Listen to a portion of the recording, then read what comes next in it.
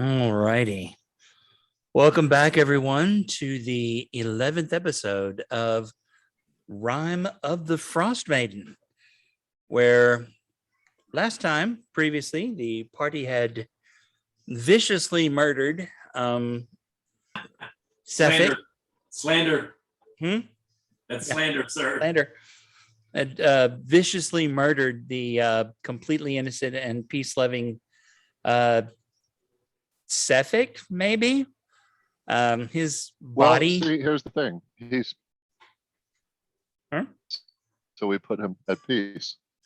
He was definitely undead, and there was definitely something animating him. And that presence has departed, leaving his body toasty.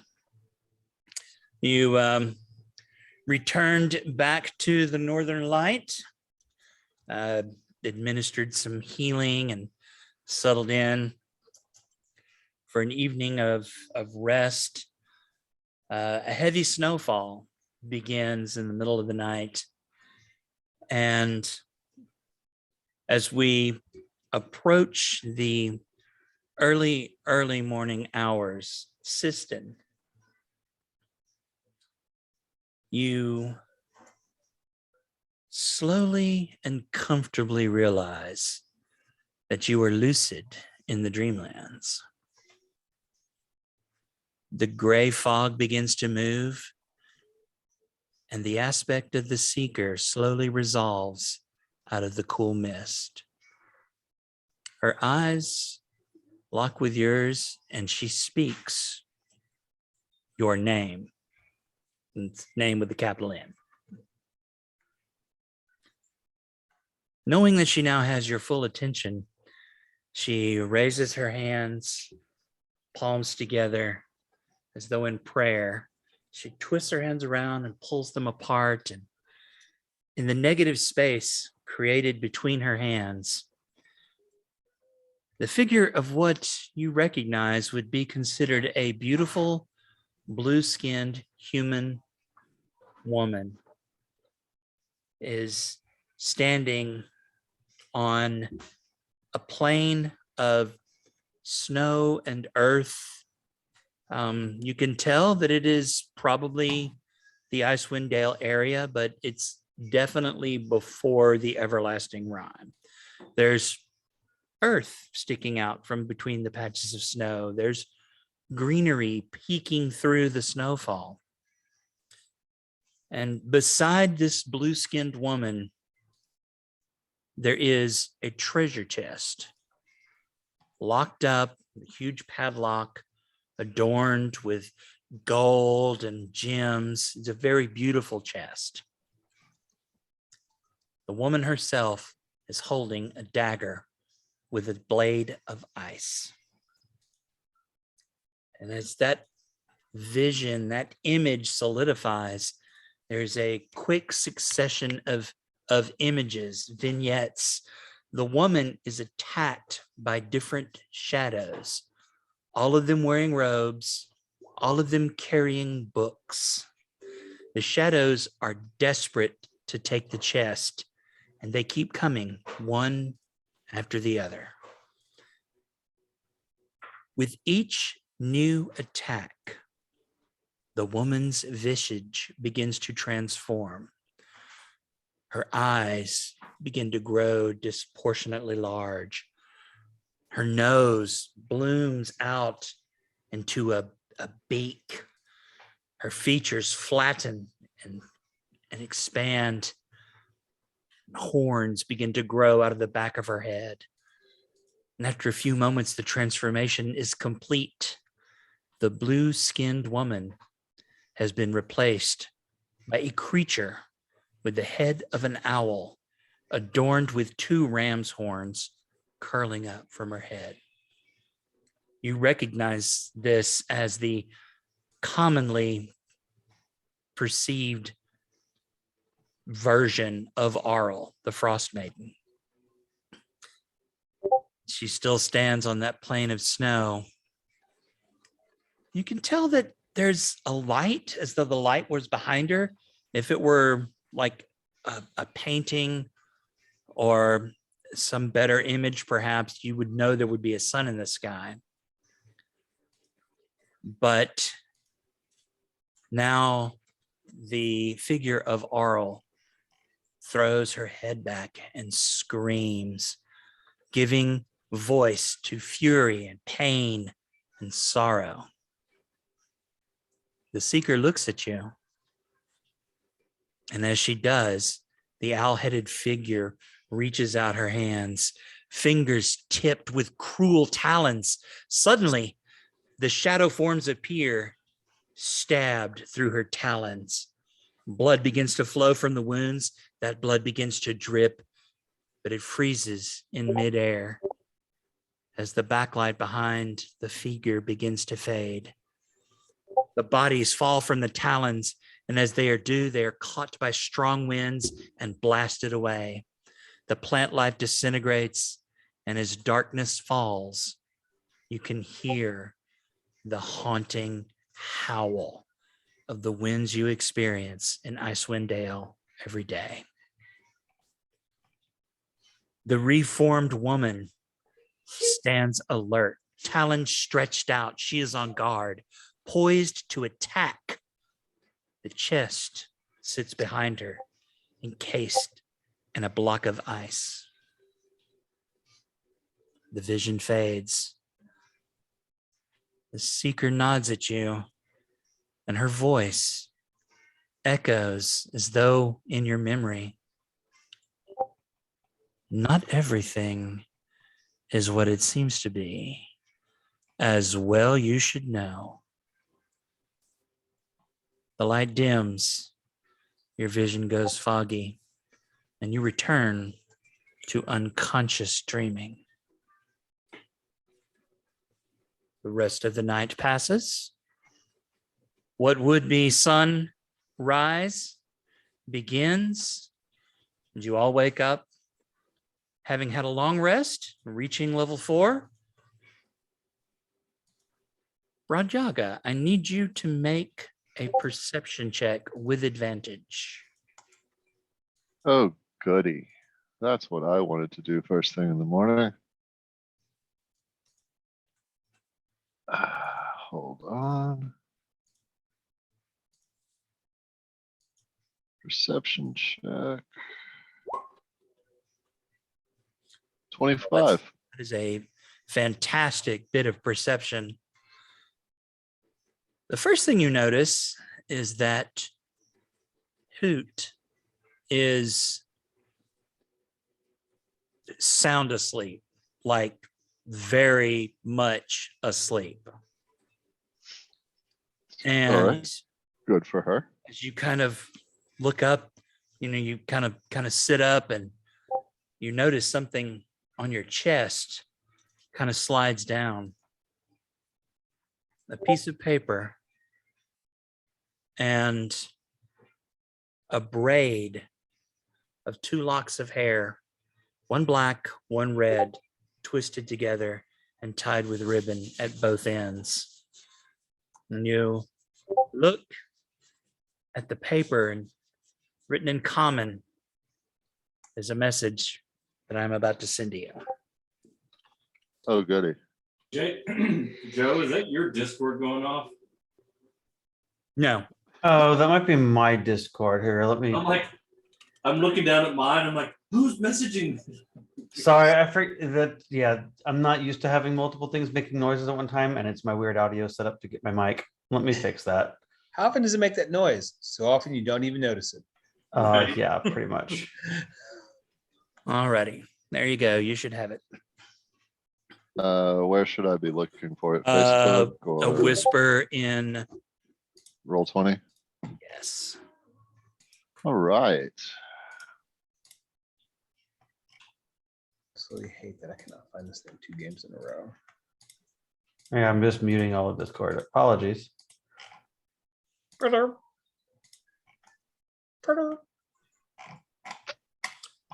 doke.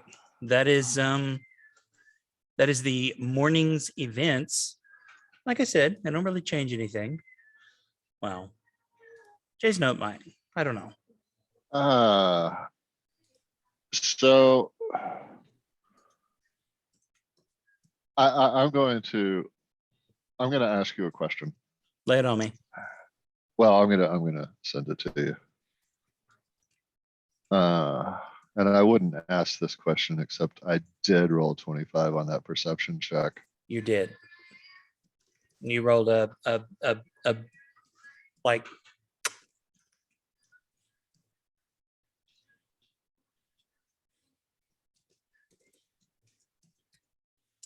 Siston, you are also aware that this visitation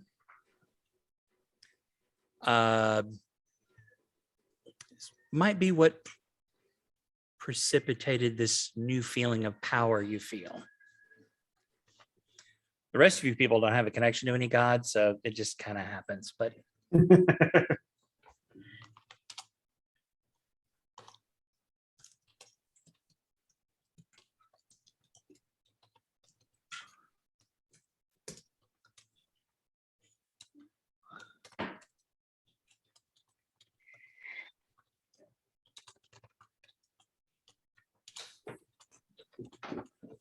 Oh, and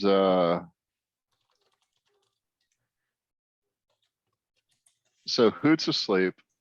Mhm. And is Varuk in the stable with me? he can be if he wishes, or no, he wakes up kind of when you do. Does he notice me reading the note? I don't know, does he? Probably not.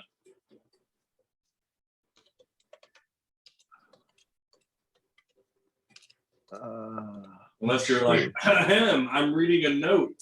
I'm not. No, I'm not. Okay. Yeah. Okay. As soon as I finish reading the note, I will use my new Druid craft cantrip to I'm assuming if I can instantly light or snuff out a candle, torch, or small campfire, I can set fire to and destroy a small piece of paper. You absolutely can. Yeah, I do that. I do not harm the hair. I tuck that away into All right, you just some pouch, but I destroy the note. very good. Whoa. Ah, that was cool.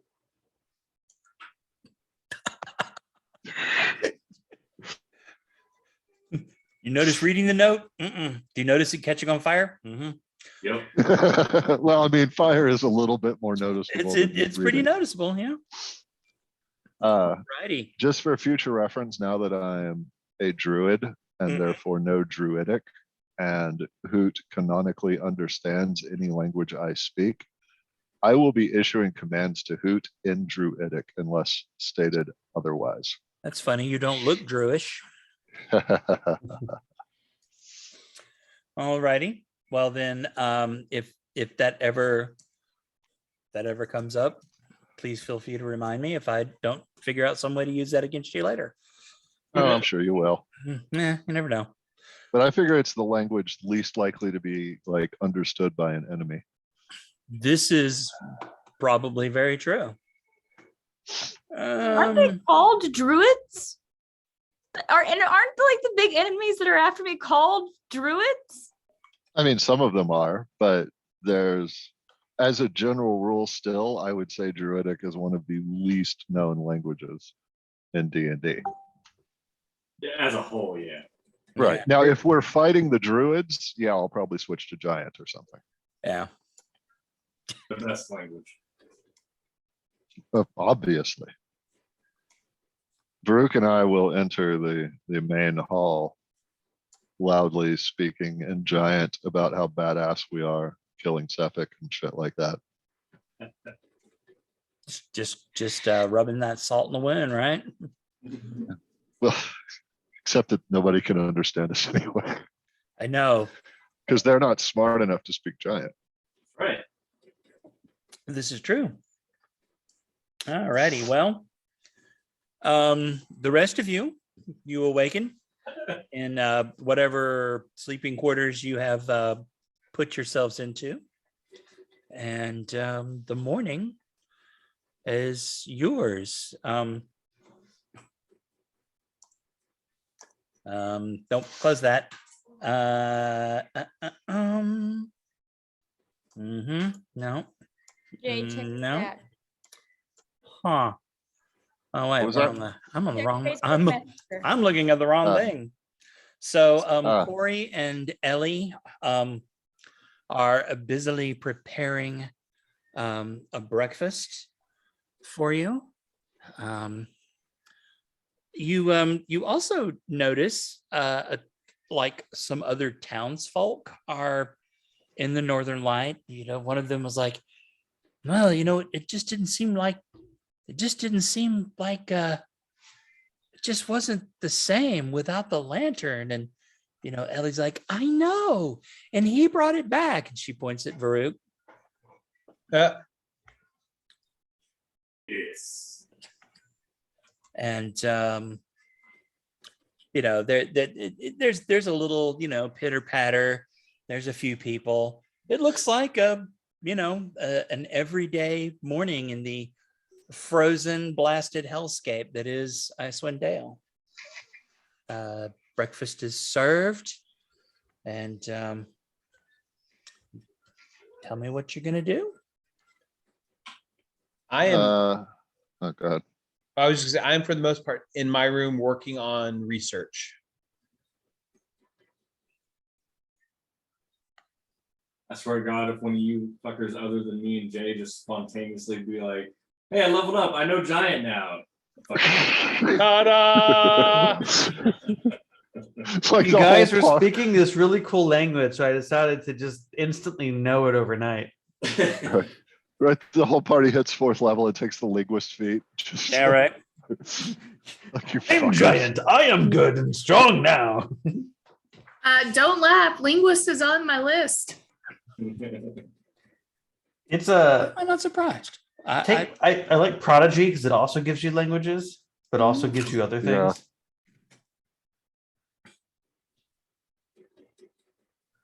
Okay. I'm going to kind of fade back and let you guys figure it out. Well, I would say anyone with like a passive perception over 7 probably notices that Bradyaga is in a bad mood and is glancing nervously at doors and windows and anywhere else where someone might unexpectedly pop out and make his day worse. Although he doesn't say anything. Will notice with my new feedy poo.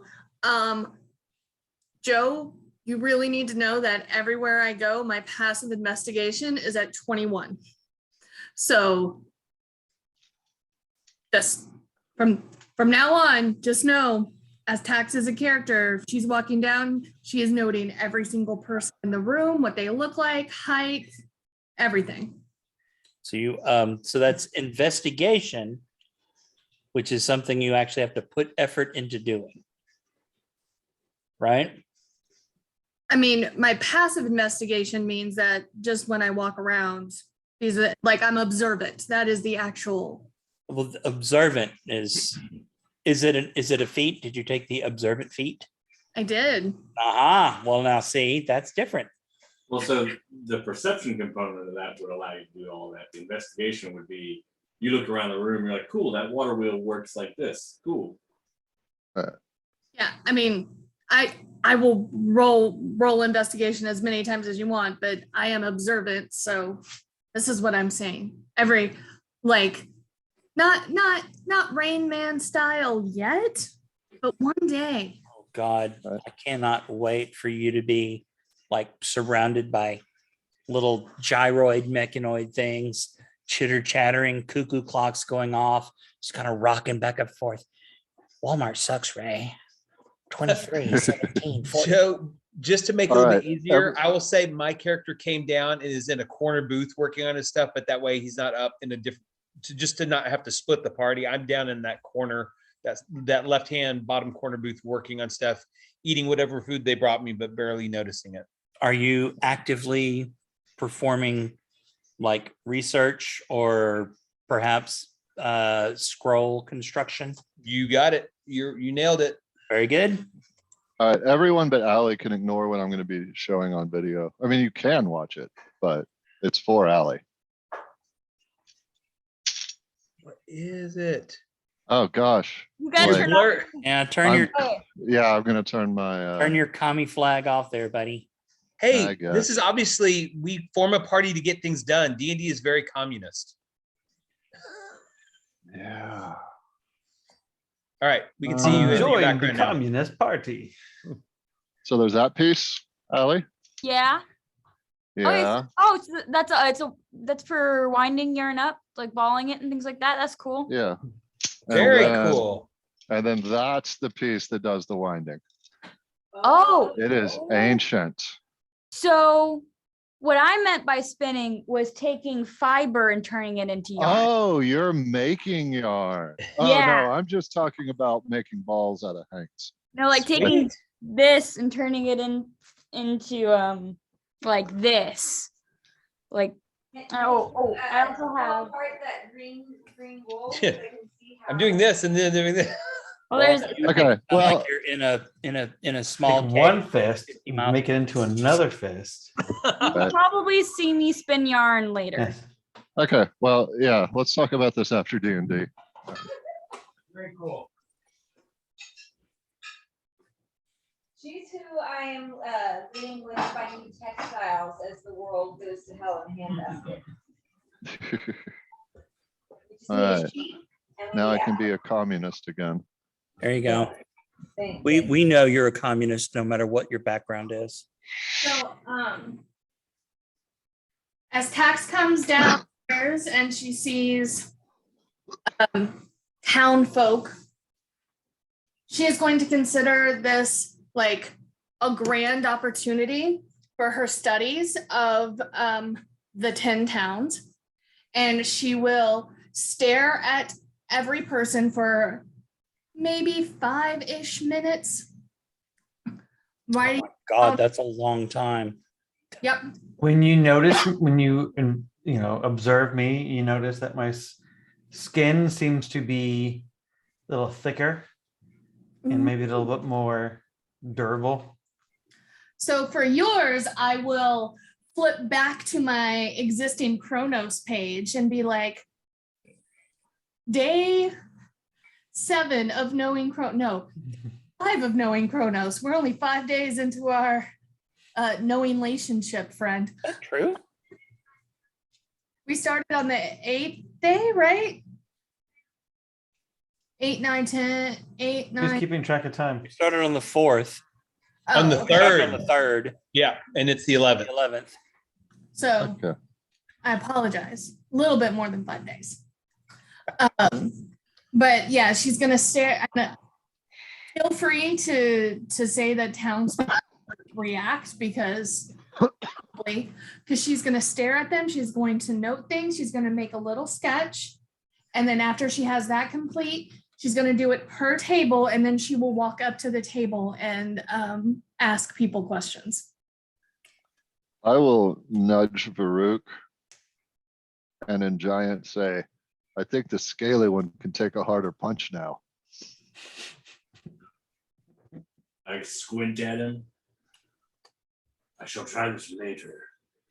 Yeah, let him eat first. Yes, that would be rude.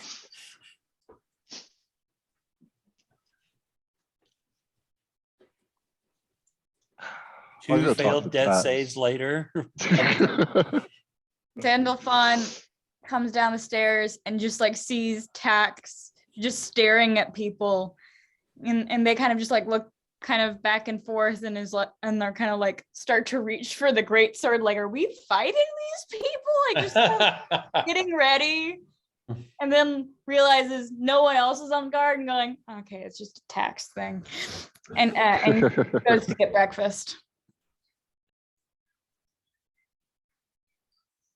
I like that we kind of have our own Big Brother party member, always watching.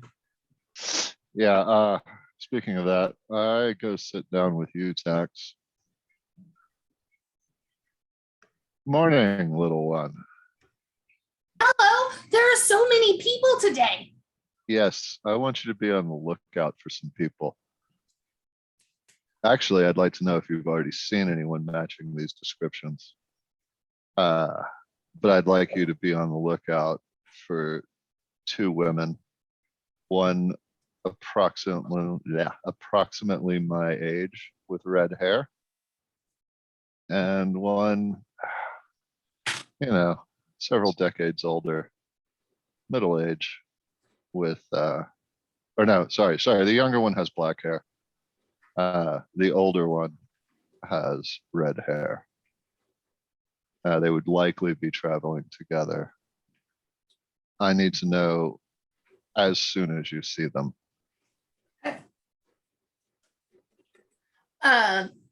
She will, just because it's funny and it suits the narrative.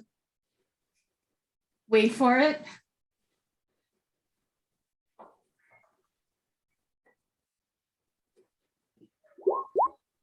She's going to 18 investigation the room right now for those people right now. You see absolutely no one matching that description. And I'm actually, I'm going to message you, Lisa, like the fuller physical description. This is what all that Broad will tell you. Perfect. That is the older woman, and then coming up will be the younger one.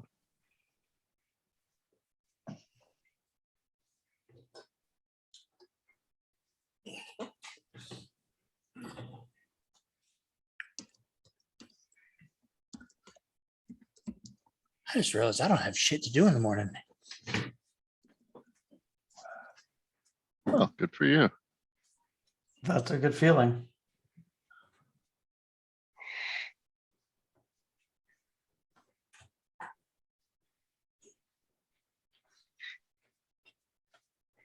Oh my God. I have turned into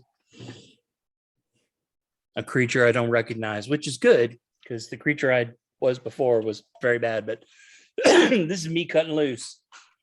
A bang energy drink so I can stay up a little later. I gotta wake up early, but I am about to get on that dark soda, y'all. Oh, God. Got that dark soda. Direction. I'm gonna Huh? be having alcohol and tea. Laura, I swear it sounds like you're in another room. Well, we are both about 4 feet away from the little puck, kind of trying to be. Try So, not to overwhelm audio. yeah. I wonder if you just shifted with her. If you do, actually, I can move this one closer. Don, perfectly clear. Laura, Can you hear me okay? Can you hear me okay? Let's see. I yell. So, with the amount of people in here, if I was staring at my first table, and I spent, let's be more reasonable. 3 to 5 minutes on each person. 15 minutes have gone by for me to just randomly approach strangers.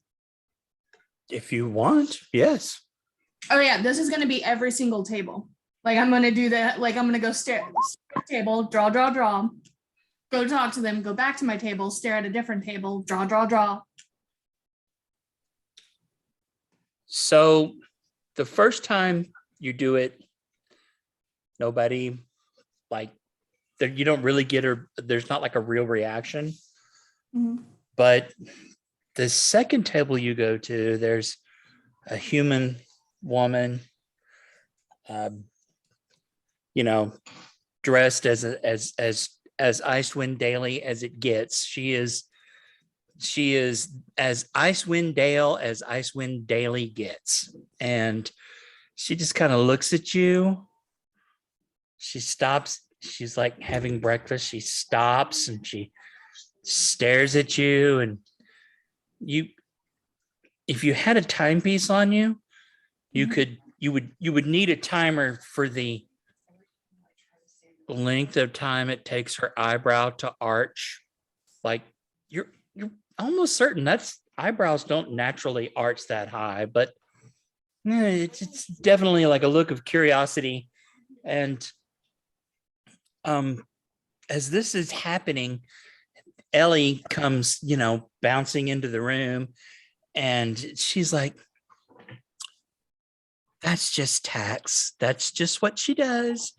You'll get used to it. And she's like, well, who, why, who is she? And she's like, well, don't you know? She's one of the people that helped Varuk get the lantern back. And she's like, oh, so thank you. I mean, this place is miserable and dark and sad, and not having the lantern on the Northern Light made it not the Northern Light. So it feels like you've brought a piece of home back. Thank you. Please stop staring at me. It makes I me very understand nervous. when something is named such as the Northern Light, it needs a Northern Light, or it can be confusing. And she'll just like look up and continue to draw. Okay. And as she goes to each of the tables, what she's asking is, and she's going to be very cordial, but also very blunt with no like small talk. Just like, hi, who are you? What do you do? Are you from this town? How old are you? Tax is gonna get us killed. Yeah. We just need to dress her up. Like if this was like Waterdeep, just like dress her up as some like town guard and be like, oh, it's just normal procedure, you know? Lisa, I highly recommend you look up baby runs for president on TikTok when you have a chance. So you managed to spend a few minutes with another, 3 or 4 people. None of them are outstanding. All of them are from Icewind Dale. Their age, they're all, middle-aged. If you wish me to role play each and every one of them, I will kill you. No. But like what I'm doing is, I don't know if you remember the first game, but we had like NPCs with question marks over their head that we were narratively. One, absolutely do this. Two, this is going to get that plot Get that point. ball rolling again. The only thing that you notice maybe different, and it's a very like the other people in the party, Siston might notice this, but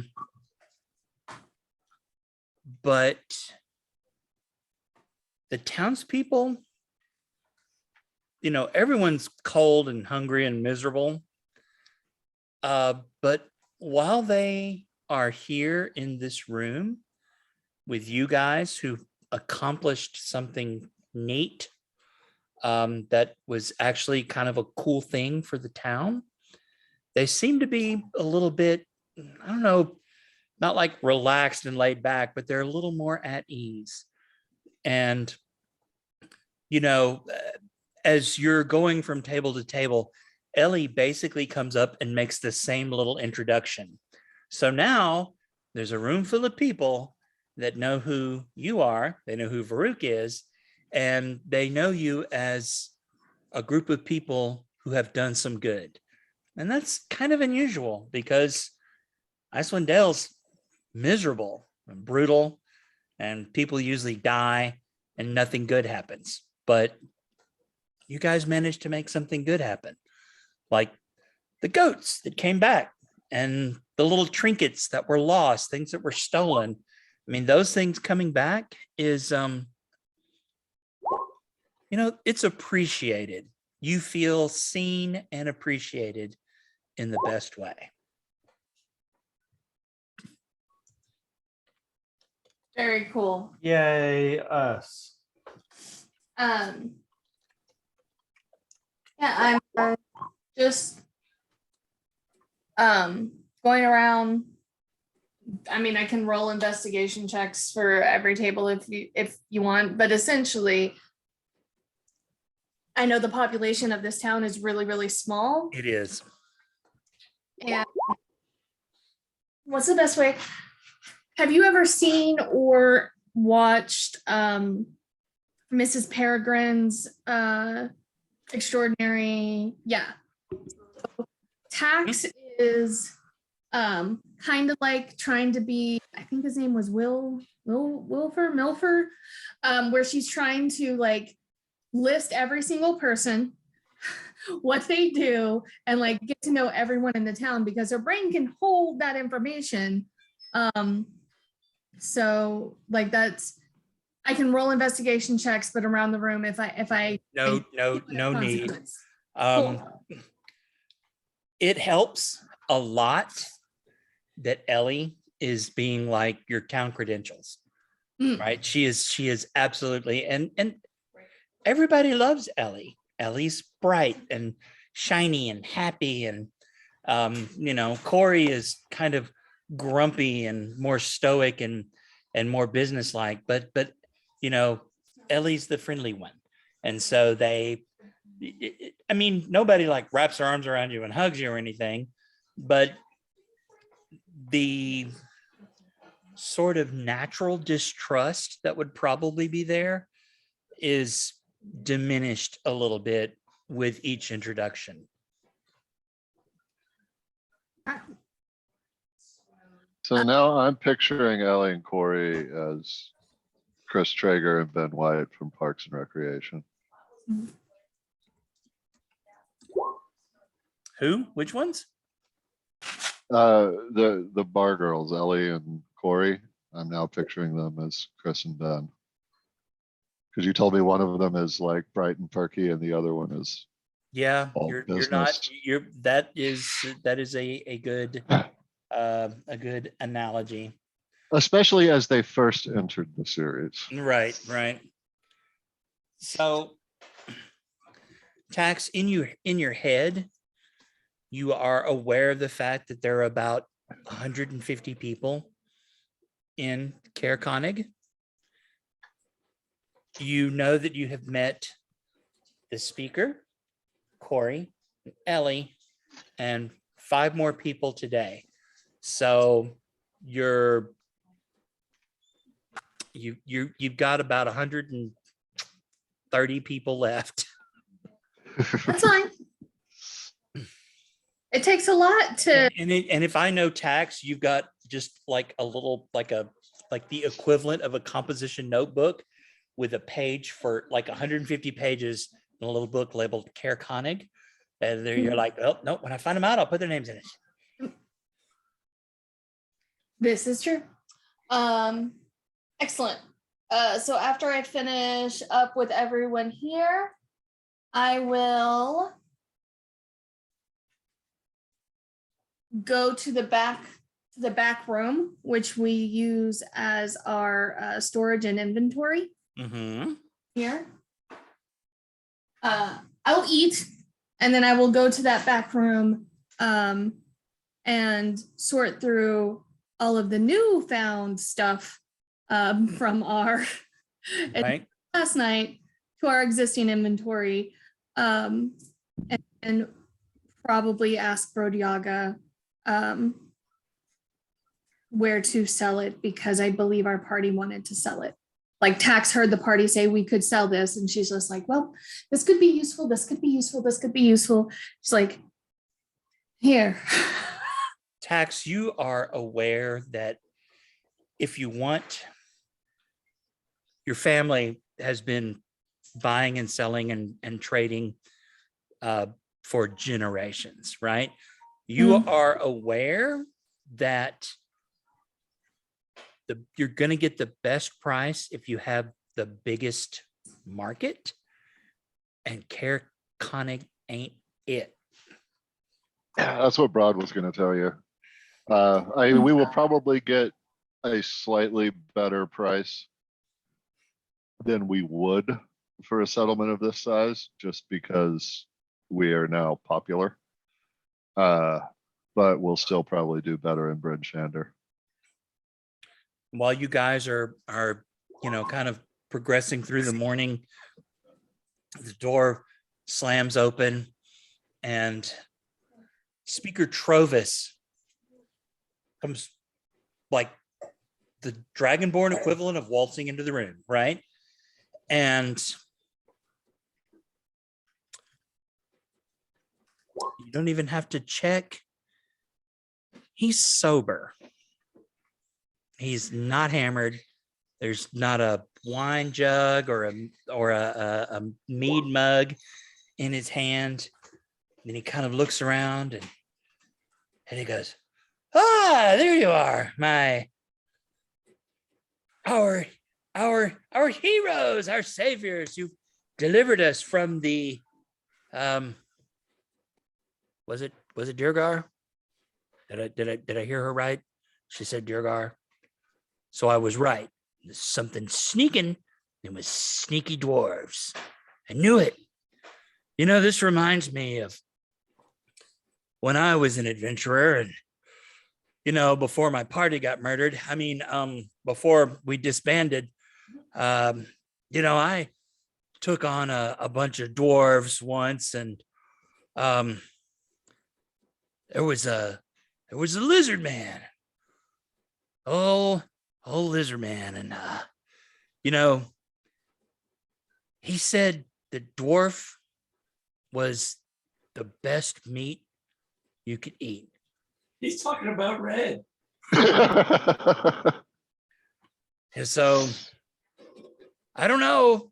I'm not saying you should eat a dwarf. You definitely should not eat a dwarf. I'm just saying, if you're a lizard man, apparently dwarf's pretty good. Was this lizard man did he have red skin? Well, yeah, but don't they all? I'm not sure. Were there other people with him when he said this?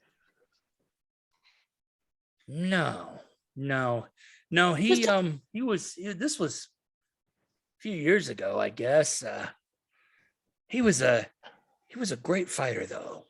He was a little strange. He liked to eat things. What do you refuse to give you his name? I think he said it was well, what was his name? Vermilion? No. It was a color, I think a primary. I think he said his name was Redford. Absolutely, it was Redford. Clifford. Huh? Clifford, the big red The lizard. big red It's lizard. Redford, the big Yeah. red lizard man. Clifford, the big red lizard. Huh. Hey, Clifford, what are you going to do today? We're going to eat some people. All right. No. How do you think Clifford gets red? It's just that well balanced blood diet. Yeah, right. You know, just same thing as eating a bunch of squash or carrots. You know, Is you that- turn orange. Is he naturally that color? No, he bathes in the blood of his enemies every night. Oh. That's what red does now to be red, because now Maybe it's natural. Yeah, because now he's Maybe blue. it's 'cause he's a bloodbath. fucking Triton. maybe it's natural, maybe it's bloodbath. Maybe he's born with it. Maybe Or it's blood. maybe he's inspired a new generation of lizard folk Oh yeah.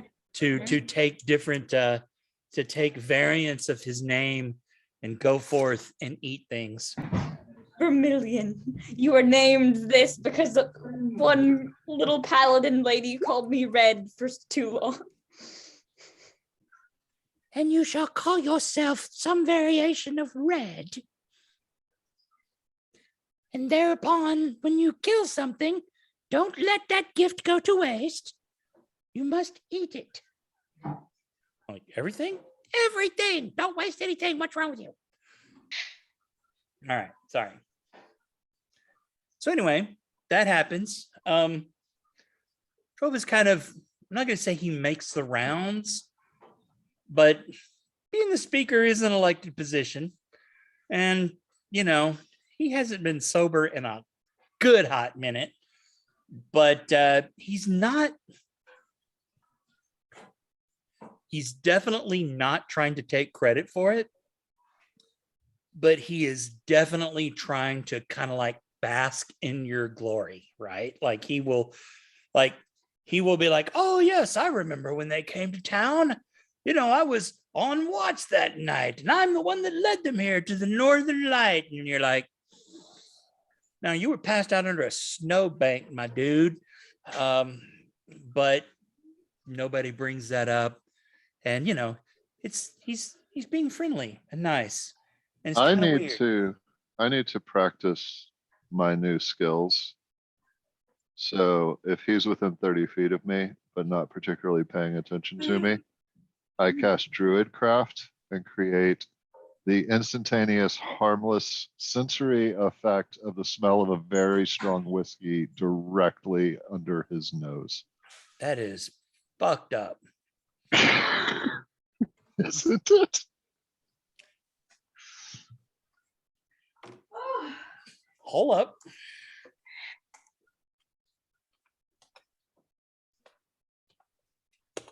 I didn't know if that was harmless. You could tell that he notices it. He kind of looks around, but you never saw him drink whiskey. Apparently that wasn't his flavor. Uh-huh. Well, you know, once his attention gets diverted again, I'll try with a different beverage. I'm just gonna keep fucking with him until somebody makes me stop. Right. So here's the thing. I don't believe him to be like an alcoholic. So while it will distract him and occasionally like slow his roll or derail him, he's not gonna like pounce on Ellie and, you know, drag out a cask of wine and guzzle it or anything. Okay, But that's he's kinda fine. like, huh? And he's like, Ellie, well, did you bring out the wine? It's early for that, right? We're not doing that. And she's like, what are you talking about? And he's like, sorry, but I smelled wine. Anyway, it's good. When you start smelling burnt toast. Yeah, that's a whole other thing. So, but anyway, the morning progresses, and you know, some time has passed. We creep on into the into the actual morning proper, what would be around 8 a.m., between 8 and 9. You notice that there's no precipitation, there's no snow, there's, you know, no ice storms, lightning storms. The skies are clear. And you could tell this because you can almost make out the smudge of light that would be the sun anywhere else. But yeah, that's where we are. Well, I want to know if the weather's going to hold, which is another thing I can do with Druidcraft. A tiny harmless sensory effect that predicts what the weather will be like at my location for the next 24 hours. I am so glad that I have this prepared already. Yeah, and I will, unlike what I was doing when I was fucking with Homeboy, I will like go seclude myself. Like I'll go back out to the stable to cast this if I have to. I don't want, because it actually, the effect might manifest as a golden orb for clear skies, blah, blah, blah, a cloud for rain, and it persists for 1 round. I don't want to create like magic floating effects in the bar. Are you sure? Positive. So what do you think? What do you think? So what kind of druid are you? Well, I'm not a kind of druid yet. You're not a kind of druid till 2nd level. Right, this is true. So how do you a think good you're druid or a bad how druid? does Bradyaga think nature will present itself to him?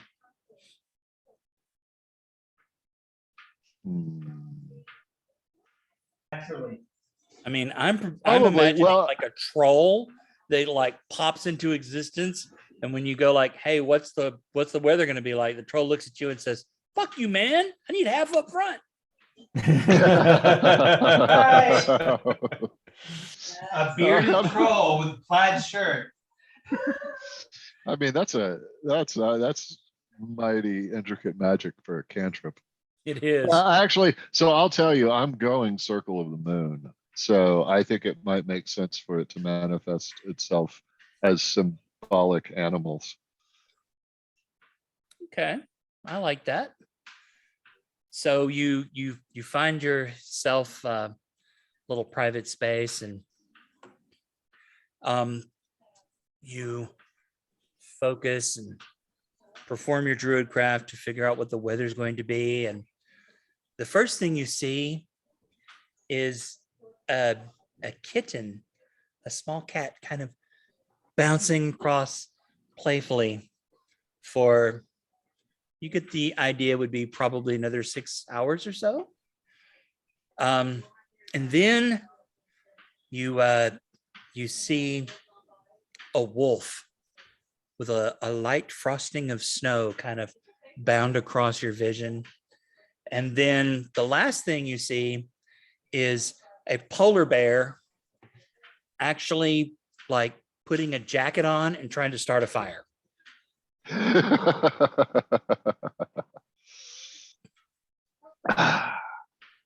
All right, I will go back in the end and say to the gang, we probably got about 6 hours of decent weather, and then it's gonna start getting snowy, and then it's gonna go straight to hell. Well, I will send you the actual weather forecast in Messenger, Okay. and you can use that as you will.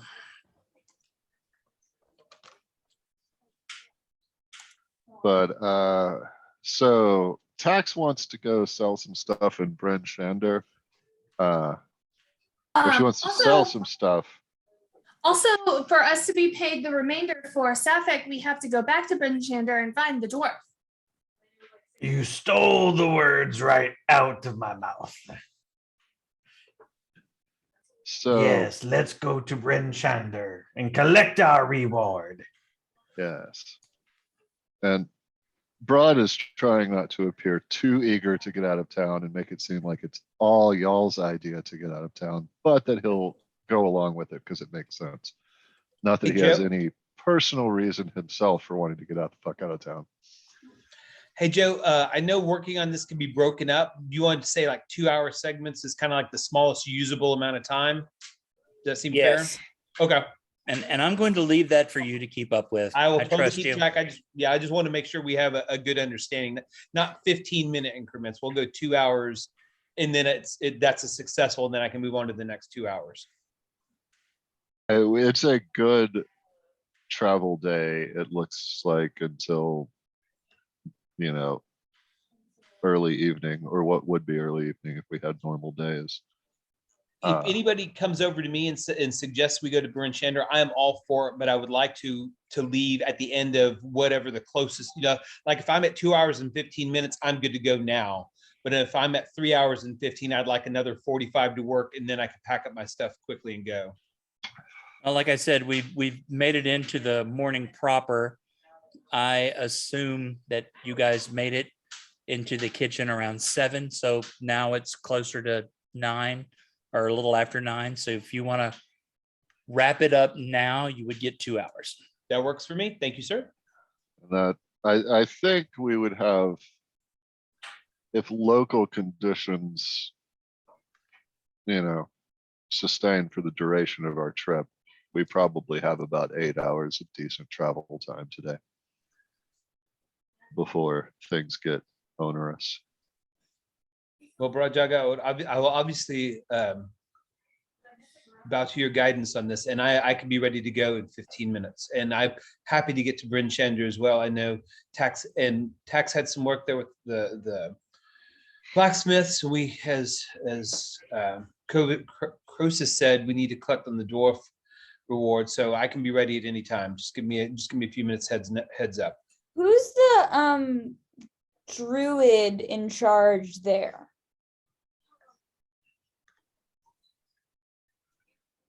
Beg pardon? Who's the druid or the speaker in charge in Bryn Shander? Bryn Shander? That's a fantastic question. Thanks for asking. I can tell you in just a moment. Cute. The speaker is Duvessa Shane. She is a human female. She is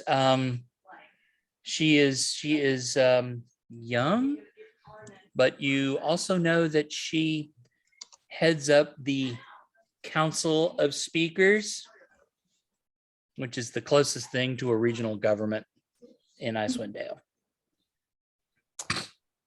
Is there a known druid that visits that town frequently that we would have heard about last time we were there?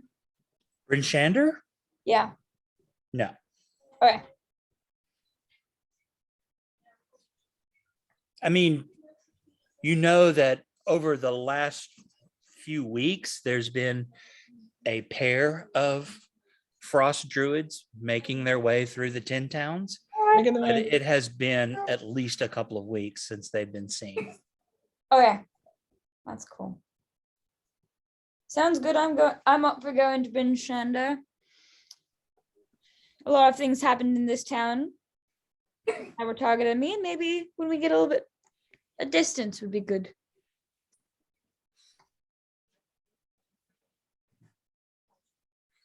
So I guess we just, I help get the,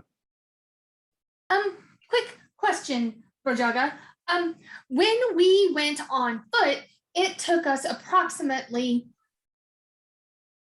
12 hours. However, since we have sleds and dogs, what will the travel time be? it is. Animals do not appreciably speed up your daily progress. But they will lighten our load on carrying, though this bag can They hold. do. Dog sleds absolutely improve your travel time. Over short distances, over daily, not really. Not unless you either A, have like regular stations set up where you can switch out dogs, or you're willing to just run the dogs till they die and get however far you were going to get. But if you want to, if you want sustained overland travel, having animals help you lets you carry more and keeps you from wearing yourself out as much, but it doesn't significantly affect how quickly you're going to get from point A to point B, unless, you're talking a very short distance. Yeah, it just doesn't wear you out, and it lets you carry more stuff. Yeah, it's a lot of- So you guys have seen a couple dog sleds. You've seen dogs. You know that an empty sled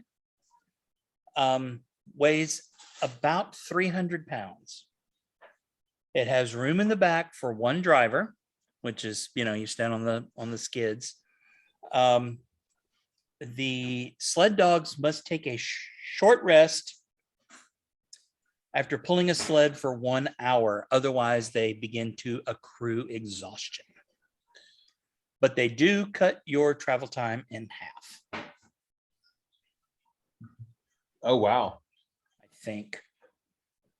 Rajaga, would you assume that we would make camp part way with the weather, or just stay a night in Caer to hopefully make a long day in the day after that? I wouldn't stay in Caer I would say we could make it all the way to at least East Haven, yes? East Haven's not that much closer than Bryn Shander, and it heads away from Bryn Shander. I wouldn't I mean, mind. I don't Goodmead think, would probably be a better place to go to if we wanted to do a halfway point and not lose too much of our tracking. yeah, I would be okay with Goodmead as a halfway point. I would also actually be okay. Wait. I'm sorry, what? So it is too far to get to Bryn Shander in a day. East Haven's almost as far as Bryn Shander, and it takes us in the opposite direction. Goodmead goes a little past the crossroads, but it's not nearly as far as those other two towns. If we wanted to get as far as we can but stay hopefully in a town, good meters are probably your best bet. I will say that our, it's never a great idea to spend the night on the road. But tonight's gonna be a pretty decent night weather-wise to do it. Like if you have to pick a night, tonight wouldn't be a bad one. Okay, I like, once again, I will obviously bow to your wisdom.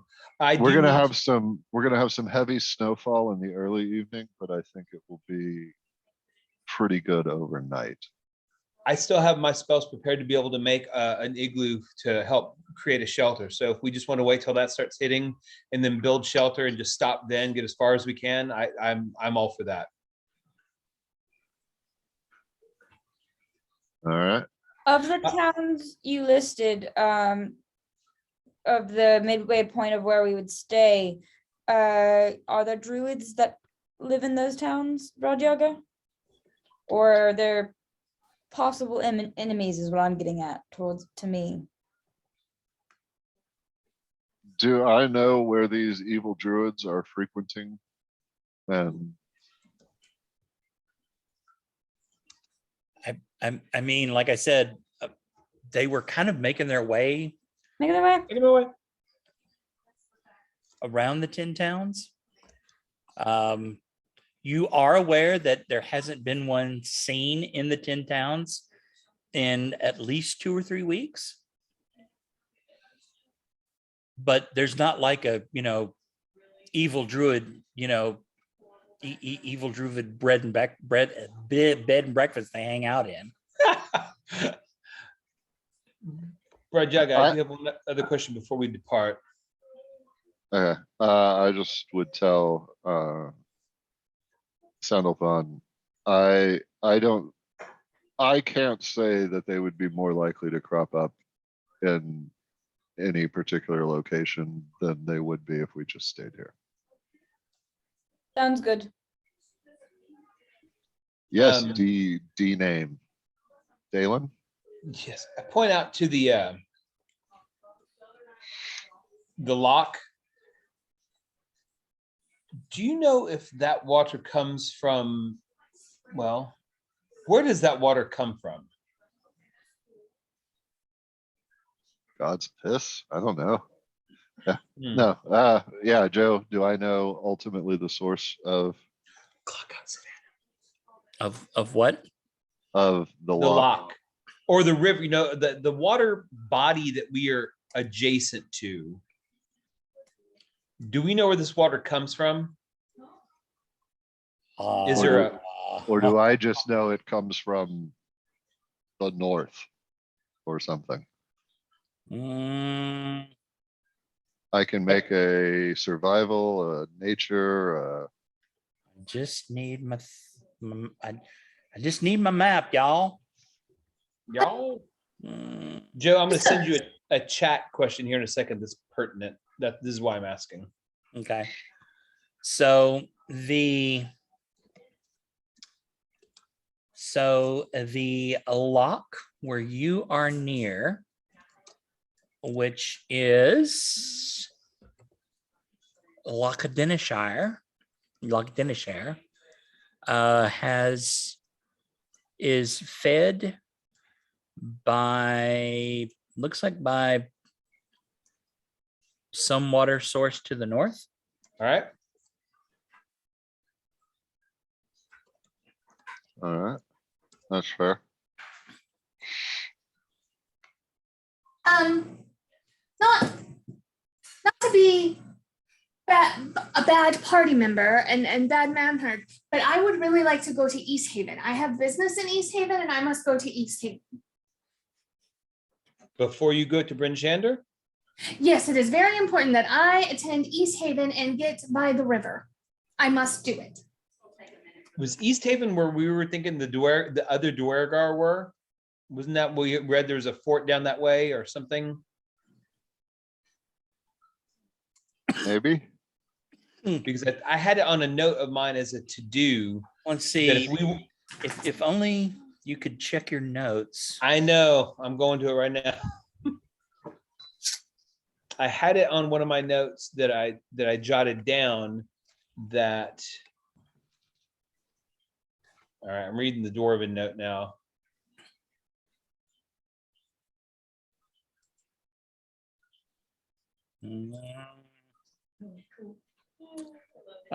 There was a letter that you Yeah. found that says, brother, you will Yep, I got find it. me in the frozen ferry in East Haven.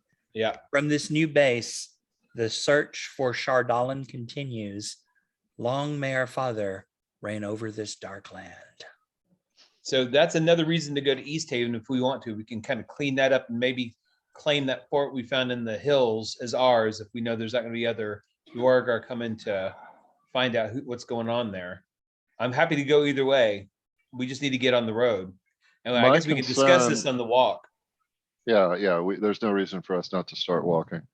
My concern, Tax, is if we're going to sell the bulk of this stuff, then we are essentially wandering merchants at the moment.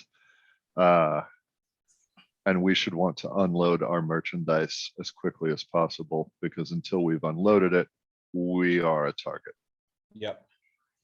Can I buy it from you and then we can sell it later and then we won't be traveling merchants? I have urgent time sensitive business in East Haven. I'm not telling you we can't go to East Haven. I'm telling you the longer we have this stuff, the more likely someone will try to take it from us.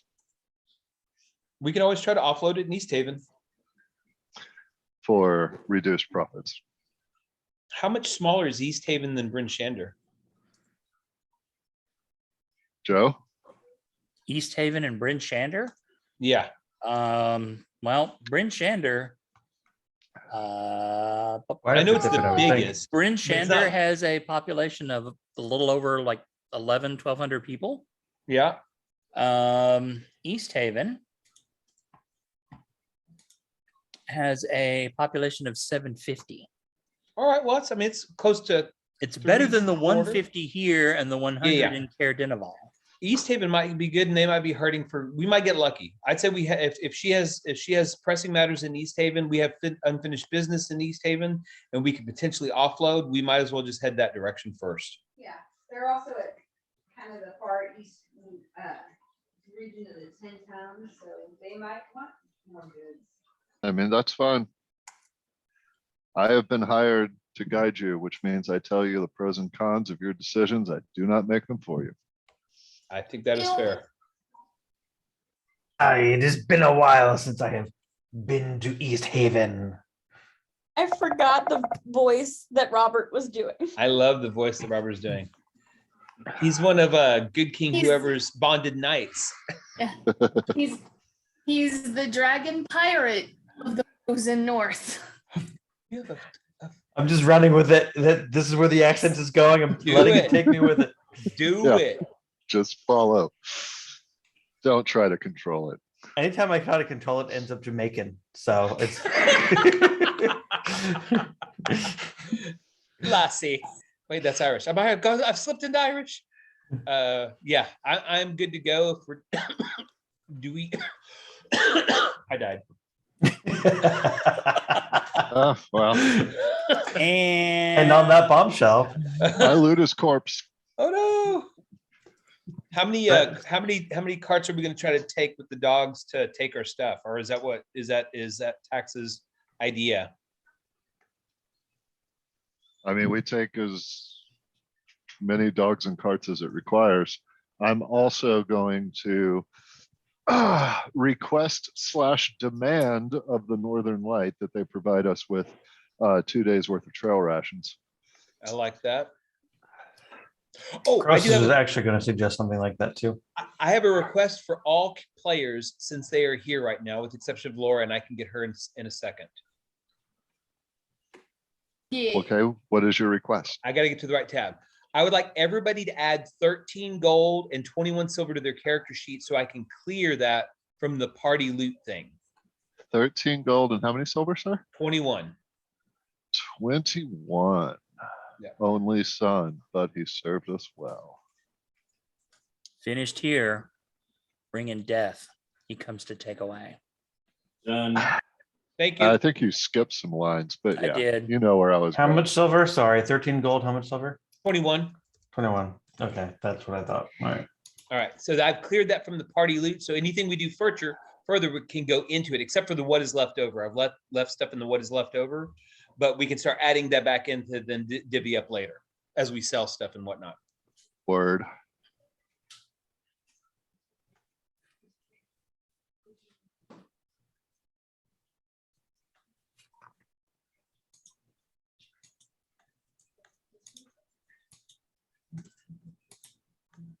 So Dad, how I set up that spreadsheet was what is left over is just an equation. So you just put what is left over actually in the That's what I did. look.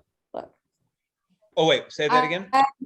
So what is left over is just a equation. So you have to put in the amount in the left hand. Oh, got it. So if I put 1 here and 2 here, What's up my equations? there we go. Yeah. Thank you. So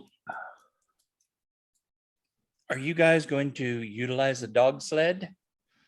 Yes. 'Cause you do. So here's the thing. A dog sled carries 1. I think we're just carrying gear with it, not us. Okay. Right, right. Our main thing is we got all that loot that we want to transport. Right. Okay. And that's the main purpose of the dog sled. I mean, I guess you may really need to have a driver, Yeah. but which would probably be me. I'm guessing my animal handling is the best, although I don't know that. It probably is. Also, I could just sit down and ritually cast speak with animals and be like, hey, dogs, look, we're going to be going on a journey. We all love you. We're going to treat you really super awesome. Because you're good boys And girls. and girls. Enjoy the And- cold. Gender non-conforming, whatever you identify as, doggies, we are on your side. All right. They identify as good boys. And good girls. All right.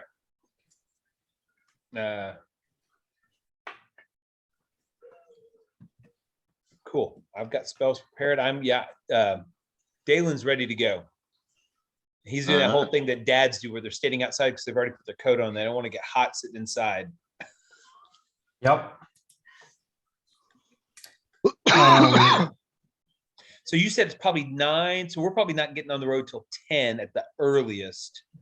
And we know we should get to Denival and be able to kind of reassess what we want to do in 2-ish hours. Okay, that's fair.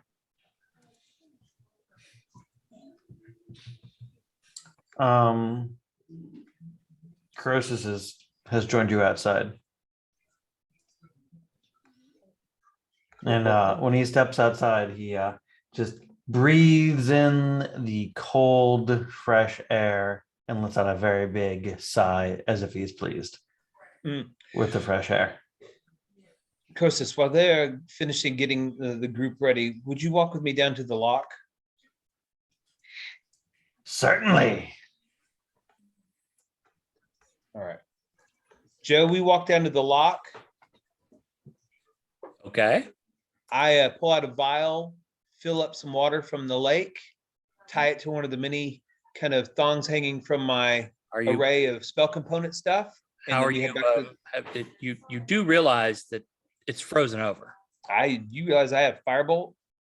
I mean, you can make your way through it. So there's no water there's no water traffic on Loch Denival. Correct. Okay, I thought there were docks and stuff. I thought from the map we had. Oh in the no, I thing- mean there are docks and there are boats. They're just frozen in place. Oh. Have we seen flowing water in the 10 towns? Nope. Oh, so Red Waters, Mayor Duladon, Loch Denishire, they're all completely frozen over. They That are, we've seen. Yeah. which is one of the problems. Yeah. How, you know what? I will take a couple of swipes at the ground with a firebolt.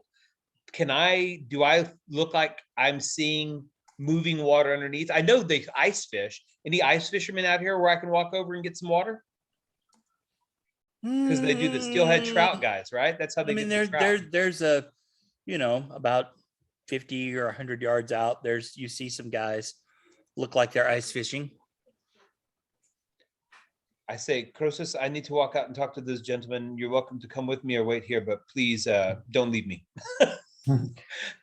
I wouldn't dream of it. And he just kind of puts his arm just kind of around you Yeah. and then continues walking with you. Perfect. All Kind right. of we pat walk you on the out. back. If I see you guys headed out there, I'll come with you. All right. I have a whole thing where I want to put some peas around the ice, and when the bear comes up to take a pee, I'm going to kick him in the ice hole. That is not why I'm doing this. I need some of the water from the lock, and so I'm going to ask one of these guys if I can if they can tie this vial to one of their poles and drop it down and get me some water down from below the surface. And we just collect some ice and melt it. I don't know that counts. Possible. Counts for what? I need. I've been had a spell that I was researching that requires actual melt water, and I don't know if me melting the water counts as melt water. I need water melted naturally from the rime. I mean, water melted is melt water. I would And he agree. shrugs and wants to make an Arcana check to see if that counts. Oh, that's a great idea. Do it. Do it. As a fellow magic somebody, unfortunately, I am all talent, no knowledge. I love it. I'll go with you. I can't see what I rolled. Let's find You rolled a out. 12 and I rolled a 22, but your inspiration was wonderful. There we go. So Joe, if I pick up snow off the ground here and put it in a vial and stick it up against my body and let it melt slowly, does that count as melt water? Sure. All right, cool. Well, then we are good and we are ready. Dalen is ready to go whenever everybody else is. Okay, so you are not. Let's be No, clear. we've made it all the way out there, Lisa. Before Croesus had this epiphany, we're already out there. So if you want to do something, I'm here for you. Oh, okay. No. Like, I want to talk to the fishermen. So if I see you walking towards fishermen, I would go with you. But if y'all Okay. get to the edge of the water and then have this amazing Arcana knowledge. Figure out that you can melt water to get This melt is why water. you really should workshop ideas. I mean, Yes. really. All right. I'm not sure on a completely frozen over lock you're gonna have a lot of fishermen. Unless they have Well, ice fishermen. I'm assuming that's what definitely they do. They're definitely Yeah, ice 'cause- fishermen. There's the whole knucklehead trout or whatever, steelhead. Yep. There definitely is. All right. So you gotta go Lisa- approach them in their little tents. Yeah. Yeah, Lisa, go- so if you approach them at their tent, the first thing you're gonna see, I'm not gonna talk to them. I'm gonna take out a fairly odd looking that looks kind of like a compass, and then I'm just gonna like put it towards their fish. And I'm gonna put it towards the lock. And Joe, is it still at the point it was last night? Because I It don't. is. It is not. Where did it go? It's in the same general direction, but it has definitely moved maybe 5-10 degrees to the you were looking at southwest, to begin with. It's now more. Well, this is, so the last time we spoke, it had moved, and this is where it is now, the last time we did this. Hold on. Boom, boom, boom, boom, boom, boom. I want to share screen too. Okay, so the first time we located it, it was over in this corner. But now as of last night, it was in this corner. So like The last time you checked it, it was in that corner, right? so you see where the red X is? I do. I do see where the red X is. So as of last night, that's where it was, but the first time it was on the other side essentially. So now it's, if you drew a straight line, it would be almost between those two. Joe, I think you can do a straight line. If you kind of hover over the screen, there's view options and there's annotate. You can annotate Lisa's share. Huh. Oh, so what you're saying is it would be like there? Yes. Does it have anything that does distance? Wait, where is this annotate? Up at the top.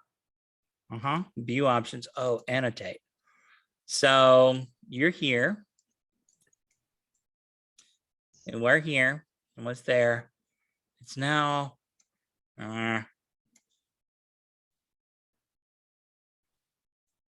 like that. Okay. So East Haven is still the closest, right? That's essentially, It is. It's the okay. Robart. It is still the closest. Okay. Thank you.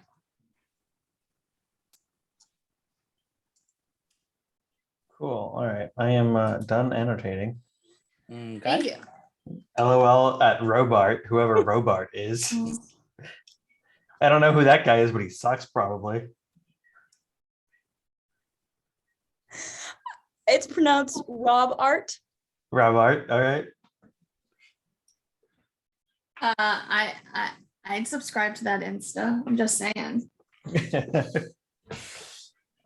Cool. So we have melted water. We have held the compass to a fish.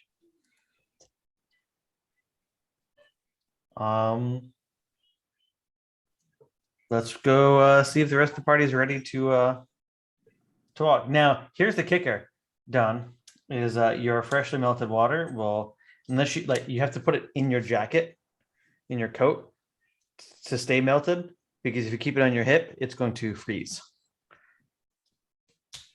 You're muted. I'm muted, so I give you a Okay, thumbs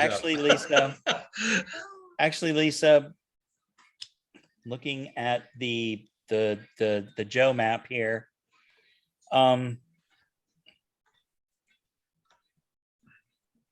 it has moved, but it has only moved just a little bit. Is there a way to draw a straight line in this thing? Hold on. Let me share again. No, I'm not talking about that. I'm talking about there's no way to draw a straight line. Oh, wait. Yeah, just drew a straight line. Okay, cool. Sort of, I think.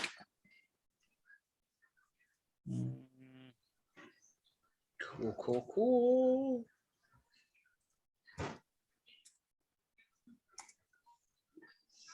Oh. Hold on 1 second, because what I was doing, and I was redoing the map.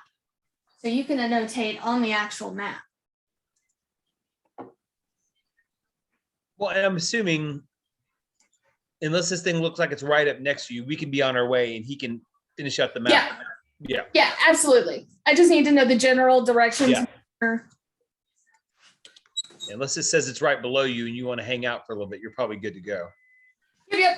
But I am 100% checking their fish just in case, because that makes more sense. Yeah. And then I will say, hello, my name is Tax. I would like to pay for, if you happen to catch a fish and it has a ring in it, I would pay a handsomely sum. Cassie and Ellie at the Northern Light know me well. Thank you. The line goes through there. If you, wherever it was, it is now moved over slightly east of East Haven. Okay.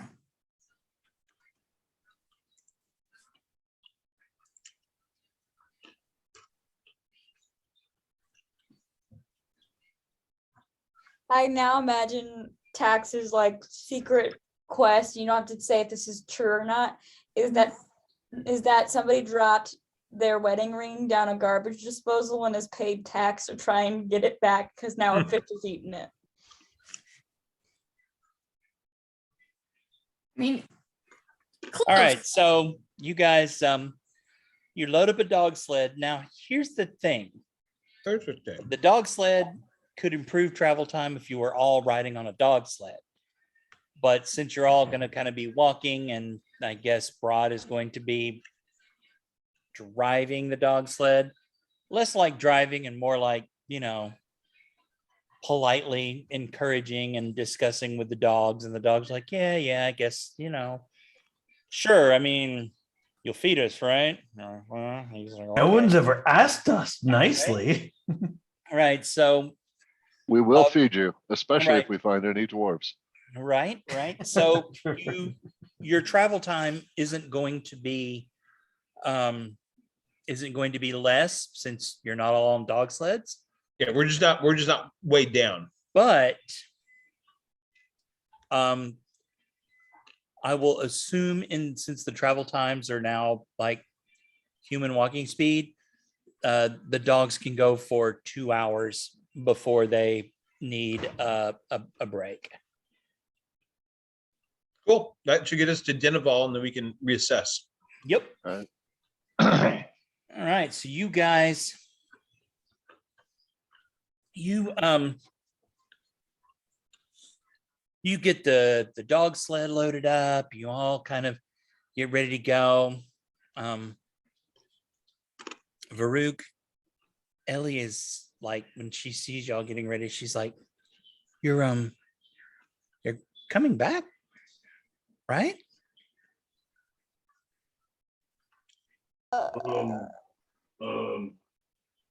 Guys, are we coming back here? But we'll definitely be back through this time again. Yes. Then yes, we're totally coming back here. my dog is crying like crazy. I'm gonna take her out real quick. Okay. Oh, sorry. One second. At You least it can was tell real. she is like visibly relieved, and she goes, you guys, we'll make sure that, are you guys leaving anything in the storeroom, or are you just like packing it all up? I assumed we were packing it all up because we want to I- sell it all. Yeah. Or at least we're packing up everything we want to sell. I don't know if there was anything people were planning on holding on to. And you guys have the list of all the stuff, right? Dog walker does. Right. Lisa And has it. it's We do, and Tax is gonna save anything that she could use for building. Like, so she's gonna save like shop and piece part. She's not gonna save like the spice racks. She'll probably save at least 2 heavy crossbows though. okay. Well, whenever we get to a place where it's time to sell stuff, just let me know everything you're going to sell, and we'll arrive at a value. Right. So are we gonna, Lisa, do you want to leave any of that stuff here, or do you still want to take the stuff you're not selling with us? She's never going to get out with the dog. Tax will, my dog is like confused right now. I gotta pee. You're muted now. Now you're muted. Tax will take, well, everything that we're selling will definitely take, and she will take a good majority of the building materials with her, because along this way, she's also going to try to redo her steel defender. For what? Or steel Steel- defender, Gotcha. her pet? So there's going to be a few things left in the storeroom. Is that what I'm hearing? Probably. And I would say, if any of the things we happen to leave behind are weapons, they are more than welcome to avail themselves of their use if like they need to in a pinch. Okay. Agreed. Well, Corey, the more sensible one, is like, well, thank you. That's good. But we'll make sure that, everything will stay here. It will be locked up. It will be safe. And, no one's going to no one's going to break in here and steal things from, especially not from you guys. If only like as a group, you had like a name. I've nominated one. The Lamplighters. The Lamplighters. That's our The- name. The We're the Lamplighters. Lamplighters. We Lamplighters. bring light to the dark. All right, Lamplighters. I like it. Especially me. Yes. In fact, I want to make sure if I can't reach it, I have Baruch lift me up so I can just kind of do a kiss and a tap to the lamp before we leave. Yeah, to the Right. northern light as a toe, Right as a on. touchstone.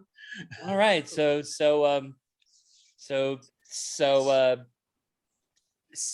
Corey's like, okay, well, then no one is going to steal from the Lamplighters. This is you guys are great. We love you.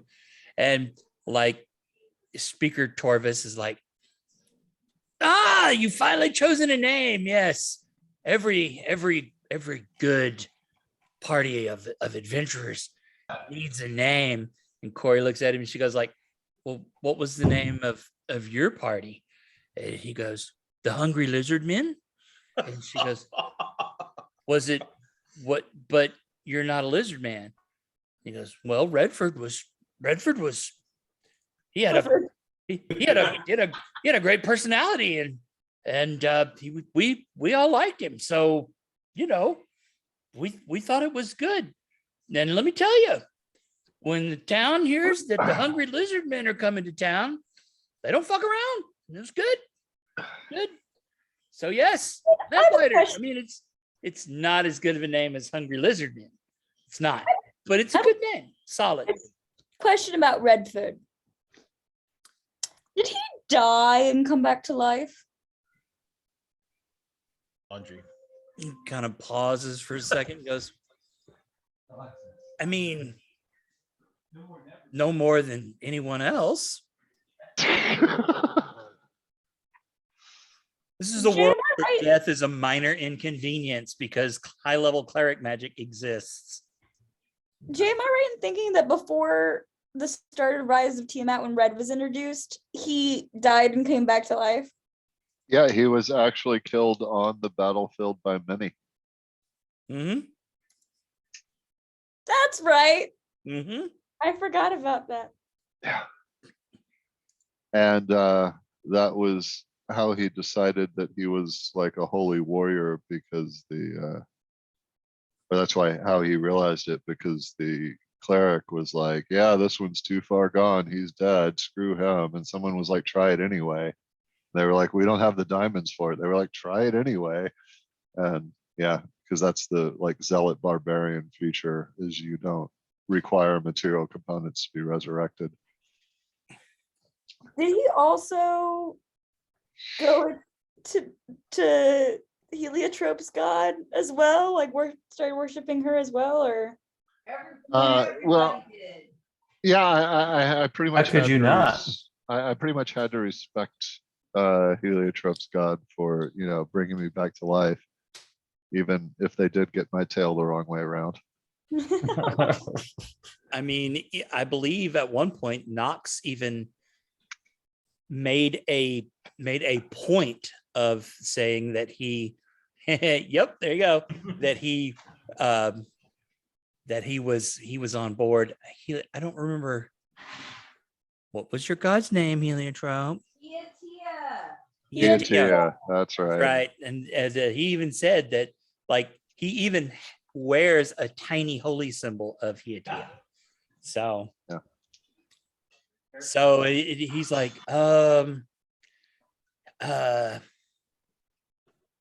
what is Hiatia's holy symbol? Sunburst? Yeah. Sunburst? He goes, well, he had a little necklace that looked like a sunburst or a rising sun, like wings on it.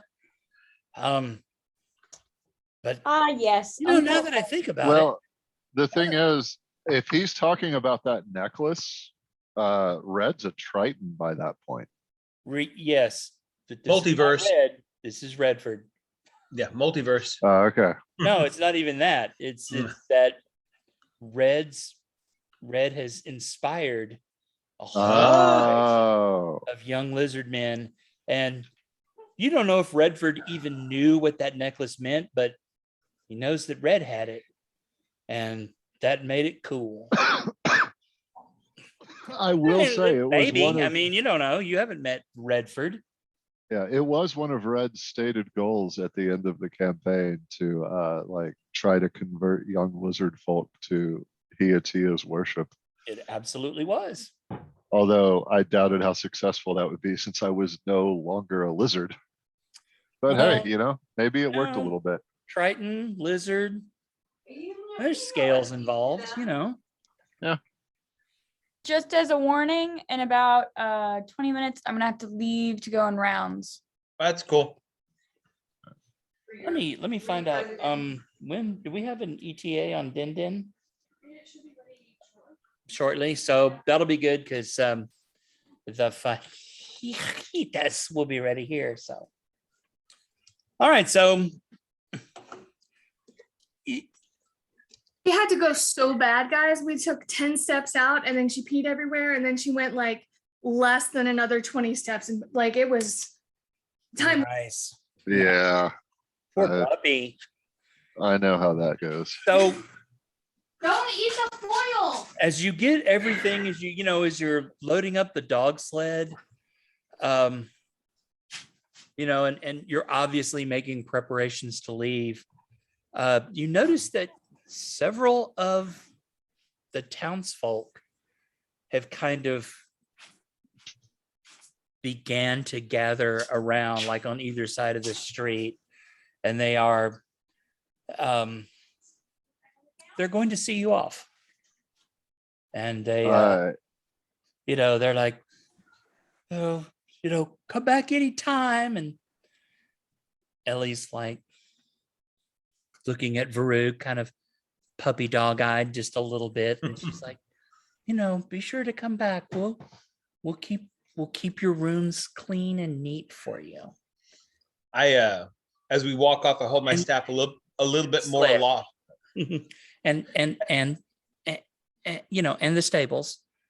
You could sleep inside if you wanted to. That's all I'm going to say. Be safe.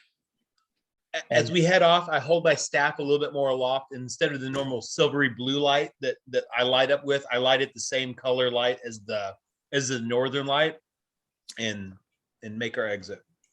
Okay. And as Tax is leaving, she'll be, I guess, like on the dog sled, because I don't think Tax's weight is going to switch that, but she'll be facing the townspeople and trying to be drawing them as they're going away. Tripping every now and then on the roots and things. So the trail between Caer Konig and Caer Denival is, it's it's definitely not a Roman road. I'll put it that way.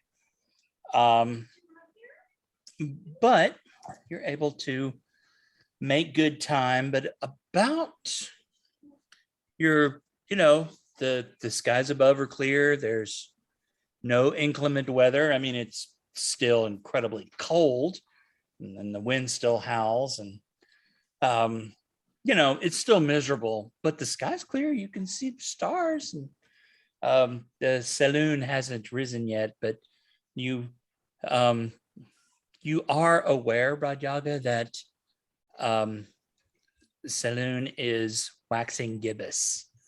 You feel certain pull towards saloon, but as you making your way through the winding trail, I need Tax to just not even need to roll for it, and about 10 to 15 yards. Do you have night vision? Do you have infravision? I have dark vision. Okay. Used to be called infravision, sorry. So it's 60 feet, right? Yep. So about 60 feet out, you see the snow is disturbed, and what looks like a humanoid figure lying on the ground. I'll tell Brojaga this if he hasn't seen it. Okay, Because I will. I'm on this sled with him. right. I will send Hoot to go investigate. I mean, we're gonna keep approaching, but Right, I will right, send right. Hoot ahead as advanced scout, Right. So, with a particular instruction to be on the lookout for ambush, because this is a common ambush setup. Like, oh, it's a distressed person. Now you're all dead. I So need a perception or investigation from the Hootie Hoot. all right, let me. Yeah, we open don't up want the- to pull a Wrath of Khan here, going out and trying to help the Reliant, you know? Right. What is your perception? Who do you have any particular advantage for warnings I gave Hoot? No. Okay, it's a 16 if normal, 21 if for some reason I have advantage. Well, Hoot, cautiously makes her way up to, gets close to it, and she's very, very, aware, looking around, and she makes it up beside the figure, the person laying on the road, and she kind of sniffs at it, looks around, and kind of nudges it with her head, and there's no reaction. All right. Assuming Hoot is still within, like, vocal distance. You're Uh, the max distance was like 50 feet. So right. Yeah. moving, you're probably more like 30 to 35 feet away now. Yeah. Well, I will tell her to back up, sit down, be on the alert. We will join her shortly, basically. She kind of sits down and, kind of takes to looking around. It's really weird seeing an owl's head on a bear's body move around like an owl's head. It's a little discomforting. But I'm sure I'm used to it by now. But- oh, you Means are. a who because tax is 100% going 360. Like she's like, oh, this is interesting. Right. So what are you guys gonna do? You're about 30 feet out. Yeah, I will, pull the dogs to a halt, and I will go investigate the body. I will tell everybody else what I'm doing.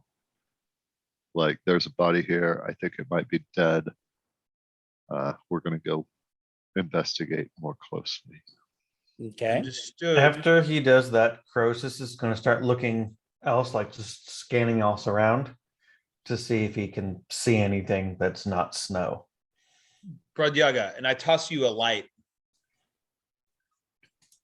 Croesus, Oh, give okay. me a perception check. Rajaga, as you approach the body, give me investigation or medicine. All right, that is probably gonna be medicine. But I don't know Oh. yet. No, my perception check is bad. Croesus, you don't My see anything. medicine check is average. So as you approach, you definitely note that that this humanoid figure, it's wearing the normal cold weather gear, but the headgear is removed, and they're laying there kind of like this with their neck exposed. You're going to get closer.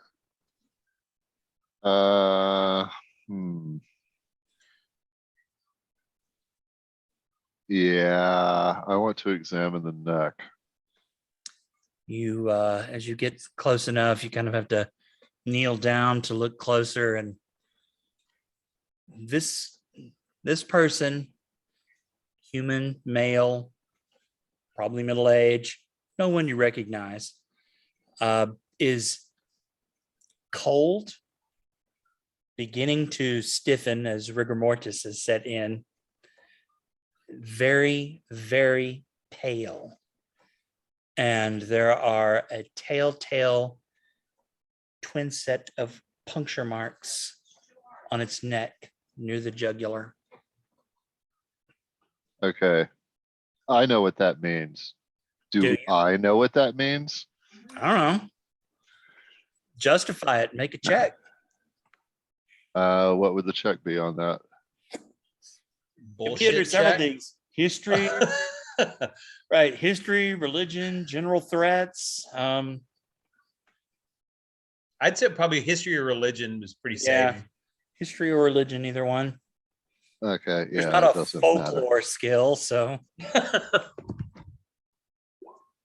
17. Yeah, my boy. I mean, you've never seen one. You don't even really know of anyone that has seen one, but you do know that there are creatures known as vampires that have we'll call it a fondness for attacking humanoids, puncturing their neck with fangs, and exsanguinating them to death. All right. So, I mean, a 17 is a pretty high roll. It is. So what I'm wondering is, do I know about the lore of how a vampire would turn someone into a vampire rather than just kill them? I mean, you've heard, like campfire stories. You have no Right. idea if it's true. Well, right. But so I will immediately look to the mouth of this person to see if it looks like they have ingested any blood. They do not. I mean, you kind of open their mouth, and their mouth is completely dry, and what saliva would be in there is beginning to freeze as the body approaches like room temperature. All right. which in I'm this just going case to is start. -50. I'm just going to start telling you what I'm going to do. And Okay. you can tell me if you think I've overstepped the bounds of a 17 religion check. Let me know. I pull out my sickle and remove the head. Nope. That's. I mean, you don't know for sure, right? Like, Well, I I said, understand. I don't know for you sure. have never seen a vampire. You don't know anybody personally that has seen a vampire. You've heard the tales, you've heard the legends, you've heard the stories. You're also pretty confident that if somebody like a normal person encountered a vampire, they wouldn't be around to tell you about it. Right. Now, you're not certain of the particulars, but you do know that if someone has been enthralled by a vampire, like there's the tale of the boy who went for firewood, and they came out and found him in the snow with 2 holes in his neck, looking kind of pale, and they brought him inside because they thought maybe they could help him. And a few days later, the boy who went for firewood became the boy who ate the village. Right. Could be wives' tales, could be bad folklore, but you do know that removing the head of something that could possibly turn into a vampire is not a bad idea. Right. Then I'm going to ask Hoot kindly to carry the head back to the rest of the party. I'm going to, I make sure to sever it so that the neck wounds are on the head piece rather than on the rest of the body piece. So Fair that enough. when Hoot carries it back, they will be able to see the punctures. And I hope someone back there is smart enough to make the connection. And then once the head is safely away from the body, I want to search for tracks of something that attacked this person leading away from this area. Although, yeah, they can probably just turn to a bat or a mist and fly away, but what the fuck ever. I still have to look for the tracks. Give me survival. 21.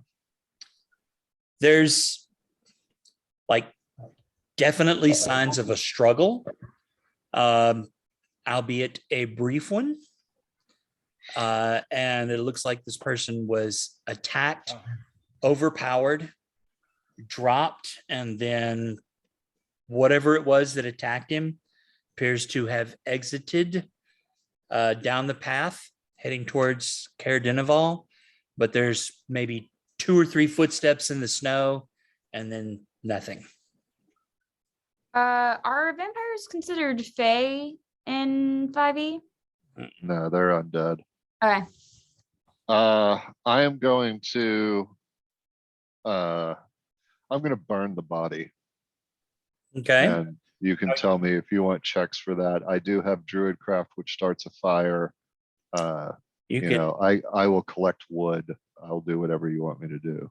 right. Uh, There's not really a lot of wood because wood is pretty scarce here. But if you look around, you're able to find enough fuel. I mean, it'll take a good half hour to an hour to gather and set up an appropriate funeral pyre. Have you looted? So as I haven't. as you're starting to make preparations for the fire, the rest of you notice Hoot returning back to the group with a humanoid head, hair clamped in her beak, that his head sort of swinging back and forth by the hair. And Tax goes, ooh, a sample, and scoots after the head. You're welcome, Tax. this is a tax moment. Okay. Guys, I'm gonna head out for rounds. I'll be back probably in about at max a half an hour. Okay. All right. Be safe. Kick people. I'm gonna say we should probably take a break here then. Perfect. Tax, you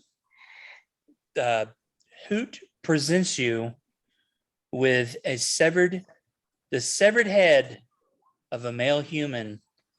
Curiously, you know that normally when heads are severed from bodies, that it's gory, it's bloody, it's messy, right?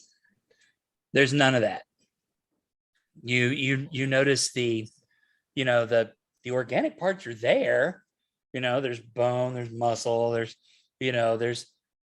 vessels, but you do notice almost immediately on the right side of the neck, just above the place where it was severed, there are 2 puncture marks that match up with about the distance between humanoid incisors.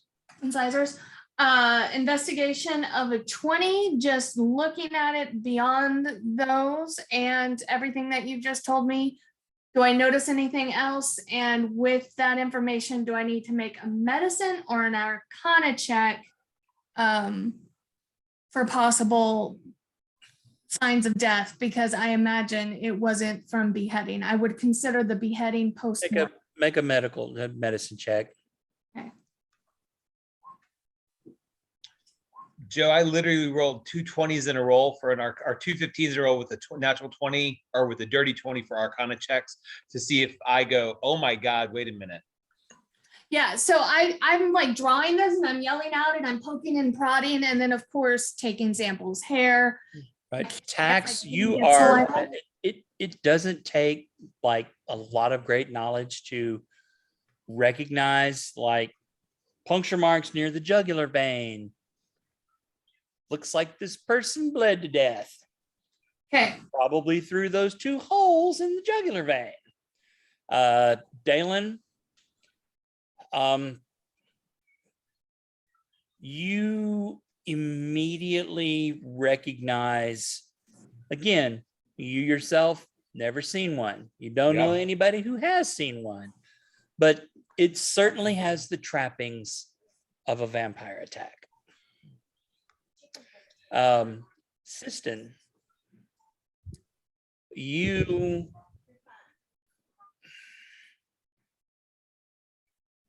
give me a perception check.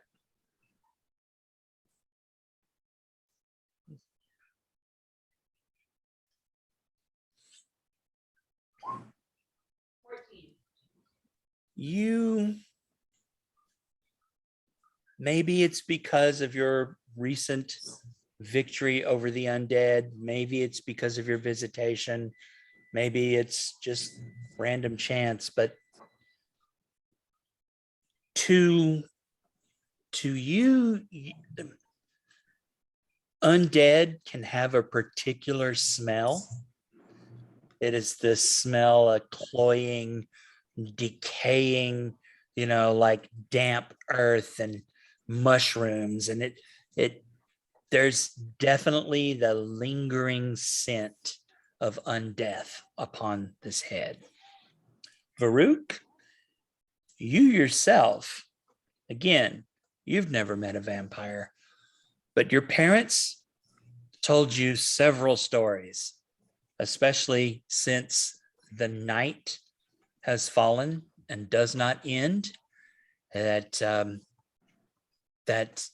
this would be like a fantastic environment for vampires to just run amok.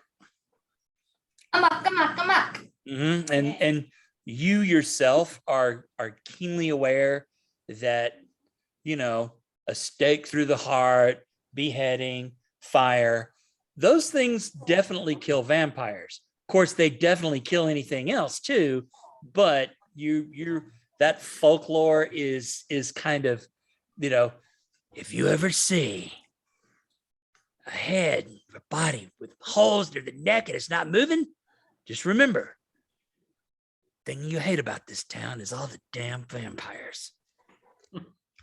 I run it forward to Broad Yaga and say, I assume you know what this is. That's why you sent the head back. Actually, are we taking a break before I kick off some RPing? We are taking a break. Okay, cool. All right. See you in 15. Yeah, let's take a break and pause recording. All right. Indeed. You find yourself upon the trail around 11 o'clock in the morning. Although, you couldn't tell by the, amount of light, as there's not any really, but you have happened upon an unfortunate individual who was killed and exsanguinated, although I guess exsanguination would happen before death. Anyway. Yeah, Yeah. it's a concurrent process. All right. So, and this is set off some warning bells in some of you for various reasons. That if you say the word vampire, like, there's not going to be anyone in the party that's going to go, huh? What? I mean, it's not like, there's not an Anne Rice equivalent, but vampires are a part of folklore. They're a part of legend and myth. Right. Now, as to whether or not some supernatural undead monster swooped down upon this person, clamped down on their neck, drained their blood until they died and then scampered off, or someone got murdered and the killer was trying to make it look like a vampire attack. You don't know. Yeah. It smells a little of the undead, I would say. Sistin, what did the seeker tell you? In the dream, Mm-hmm. things are not what they appear. Things are not always what they appear, but sometimes they are. Just saying. Well, if we come across a vampire, then we know what happened. Well, it doesn't smell good, if you know what I mean. Sometimes the undead have that particular odor. And you will see Tax just hold the head and go. And try to get. Even with your very high investigation, it just smells like a body. So I ran up to Broad Yaga as he's kind of getting stuff ready and like, so I assume because of what you sent back, you know what this potentially could mean, correct? I Yes. I turn I- to the party and shout, Croesus, Tax, do either one of you pyromaniacs still have create bonfire memorized? It's a cantrip. We're following the Tasha's rules where your cantrips are always there. So Yeah, but they have to have it prepared. yeah, that's true. Do either one of you pyromaniacs still have that? You were casting it inside every building we walked in for a while. Wait, Tasha's rule that all cantrips are just available? No, all the cantrips you just have, you can swap out a cantrip. Tasha's rule is all magic users of whatever flavor know all of the cantrips available to that class. You just have to swap them out at the beginning of the day.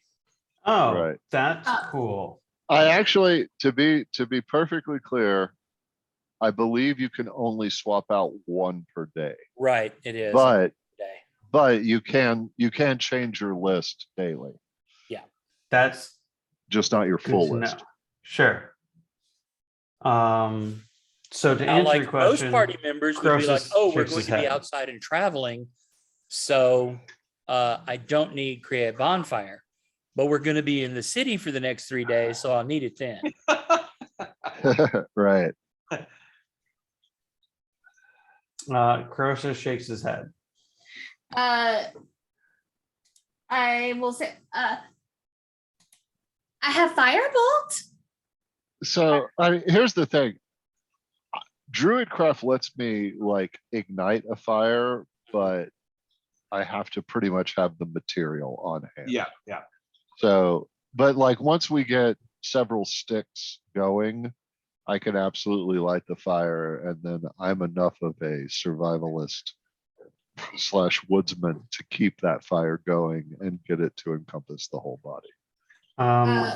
After I'm done with the head, I am gonna go loot the bot. Well, investigate, sketch, loot, body. Croesus says that if you can start the fire and provide fuel, I can make it big very quickly. Can you now? Control flames. That's But I know what you're actually getting good, at. though. I mean, Are either of Tax's little automatons still functional? Nope, Tax is lonely right now. Well, Alright. except for you guys and Hoot, but Yeah. no little flying flies. Yeah, once I get, a good 4 or 5 sticks, enough to get a fire going, I get a fire going. The other thing reading the actual rules text of Control Flame is if you just like have a lighter, if you just think of like a Zippo lighter, if you have that, that's all you need to just suddenly like make fires. You don't have to like actually have stuff catch fire and actually build a fire. You just need to have a flame and say, move it to this field, and suddenly it's ignited. That's true. I mean, and I have a torch, and Druidcraft lets me light a torch. So between me and the Dragonborn, Yeah. that's actually how in Ravenloft we killed the mayor of a town. Is he was riding through the town square holding a torch, and I just used control flames to move the flame of his torch onto him. Oh my goodness. all right. So you're going to take the time, or you're going to make sure that it's fully immolated and consumed by the fire. Well, I'm going to make sure it catches. Like, I don't Yes. think we necessarily need to wait around until it is reduced to ash, but we need to wait around until we're pretty sure that unless someone comes along and puts it out, it will get reduced to ash. Project, I don't think in current situations we need to worry about it spreading. So Yeah. I'm fine to leave it burning and go on our way. Right. Yes, Croesus D. assists. Oh, I'm good. I was going to say the same thing. I don't think it can spread anything at this point. But Yeah. No, you're very confident it's not going to spread just because there's a lack of ignitable material. I just suppose the question is, does Tax get there to loot it before Croesus and I set it on fire? I mean, I would have done a quick check before Tax got there because I'm just looking for anything like, do we know where this guy came from? We might want to be able to talk to people, and so I would have checked his a pack, a pouch. I'm not stripping him down or anything, but anything obvious I would have picked up. It actually didn't have, or you don't find any kind of a pack or pouch, or basically it's just the clothing. I mean, there is cold weather gear, but there's nothing of any value or of note Okay, on their person. Wait a minute, wait a minute. waiting. I will leave, like, after using Druidcraft to just get a torch going and letting Croesus do whatever he wants with it and let everyone else do whatever they want with the body. I want to take a much wider sweep looking for tracks, because like, what is a lone guy doing out here? Well, for two, Doesn't make a whole lot of fucking sense. it's just a 2-hour trip between these two towns. He could have been just going back and forth. Yeah, but I mean, I live get here, your and point, but it's not like I mean- he's 8 hours out from the nearest town. that's true. But if he is actually making this trip all by his lonesome, he's probably an idiot. So I want to see if he had anyone else with him. Croesus So, will yeah. assist you. Give me some survival checks with advantage. Yeah, I'm definitely looking for any sign of anyone else that may have been with him and scarpered as soon at the first sign of trouble. 19 on a survival with advantage. You spend, good 10-15 minutes scouting around, doing a kind of a search pattern, widening circle around, and from what you can tell, this person was alone. So he's a fucking idiot. Maybe he was desperate. Maybe he had a sign on him that said, "Vampires, come and get it, big and tasty bait." Maybe so. All right. Well, I mean, I spent time in the wilderness alone with an owl bear, but if he wants to do it without an owl bear, maybe that's why he got bit by a vampire. Could Idiot. be. Or All right. maybe those wounds have I some sort don't- of religious significance. Maybe he sacrificed himself. But I just want to be clear about how I read these tracks. I do not see tracks of the vampire approaching. I see a few tracks of the vampire departing, but not very far before they disappear, which could be, and it hasn't been a very snowy day so far. So I'm thinking disappear probably means flew off. I do see the signs of the struggle. Mm-hmm. But I think what we're looking for, or what we're looking at, is a vampire ambush point. So we should be very wary. Although, vampire seems to be smart enough not to attack a large group. And it may just be preying on, individuals or maybe groups of two. It may be that the size of our group has kept it at bay, because we've been here for a while now, poking around and doing things. You've been here about an hour. It was around 11 when you got here, and it's creeping up on noon. It could also be just full. That's also true. Do they get full? Like, they're undead. Do they actually get satiated? I thought that was the whole thing. I mean, I can't claim to be an expert on the undead, but I would hypothesize that anything that experiences hunger can be sated, at least temporarily. That's how hunger works. Why don't we continue on then and not look for more vampires, and hopefully none find us? And then Okay. you'll hear Guys, Tax will agree. Hang on just a second. I'm gonna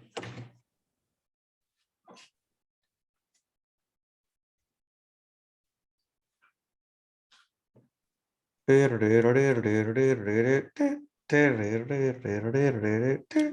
but the sound is exactly the problem. Hang on. I have to get my headphones going. Is your sound messing with them, what she's doing? I guess he probably muted while he gets his Do we headphones have- on. Do we have a paladin? Is anyone here a paladin? Nope. Damn, Is that Broad asking or is that Jay asking? it's Jay asking. I'm just saying, because divine sense is a hell of a drug.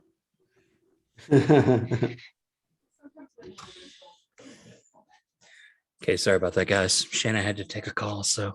Oh, you're good. It's cool. You're good. All righty. So what are we doing? If it's Okay. been a full hour and that thing's burned a bit, yeah, I think Chris is right. We get back on the hoof in it. Yeah. I mean, And we let you're- Tax play with the head for as long as Tax wants to play with the head. right. So Are you after guys- play with the head, loot body, take notes on the body, take samples from the body, fingernails and whatnot. And then if we do leave before we encounter anything, she'll turn and she'll like look and she'll look about. She'll be like, "You're very lucky. I would like a sample of you too." You do The not feeling get, is mutual. yeah, you do not get a response to that, Okay. but you do manage to construct enough of a fire and kind of tend it and keep it going long enough to where you're pretty confident that if this thing does happen to, suddenly turn into a vampire, it's going to be a really like incomplete. Yeah, really incomplete. Crunchy, burny parts all over it. So Make sure any of you who are cold warm up by the body before we head out. I kind of want to read a book with this vampire as the protagonist. Like, by the time he animates as a vampire, he's half burnt and missing body parts. The poor guy just had to shamble through his undead forever. Isn't that What kind are of we how doing the with the Christian head? done? that What are was Doing with the head. that was Are we also the next burning the question. head? Yeah. That was the next question. If you would like to burn the head, you're welcome to, but Tax is going to attempt to pack it. Siston on the body at least pumps some sacred flame radiant damage into That'll the work. as it's going, just to undo it a little bit more. And you hear her just saying a prayer to unweave this thing and take it apart to prevent it from doing harm. I vote. Sorry. Go ahead, Allie. I vote that we take the head about 100 feet away and then burn it and do what System did again to the head. Well, the thing is, the head might help us identify this person in a town. Tax will show Ah. you her picture and be like, "Is it a good likeness?"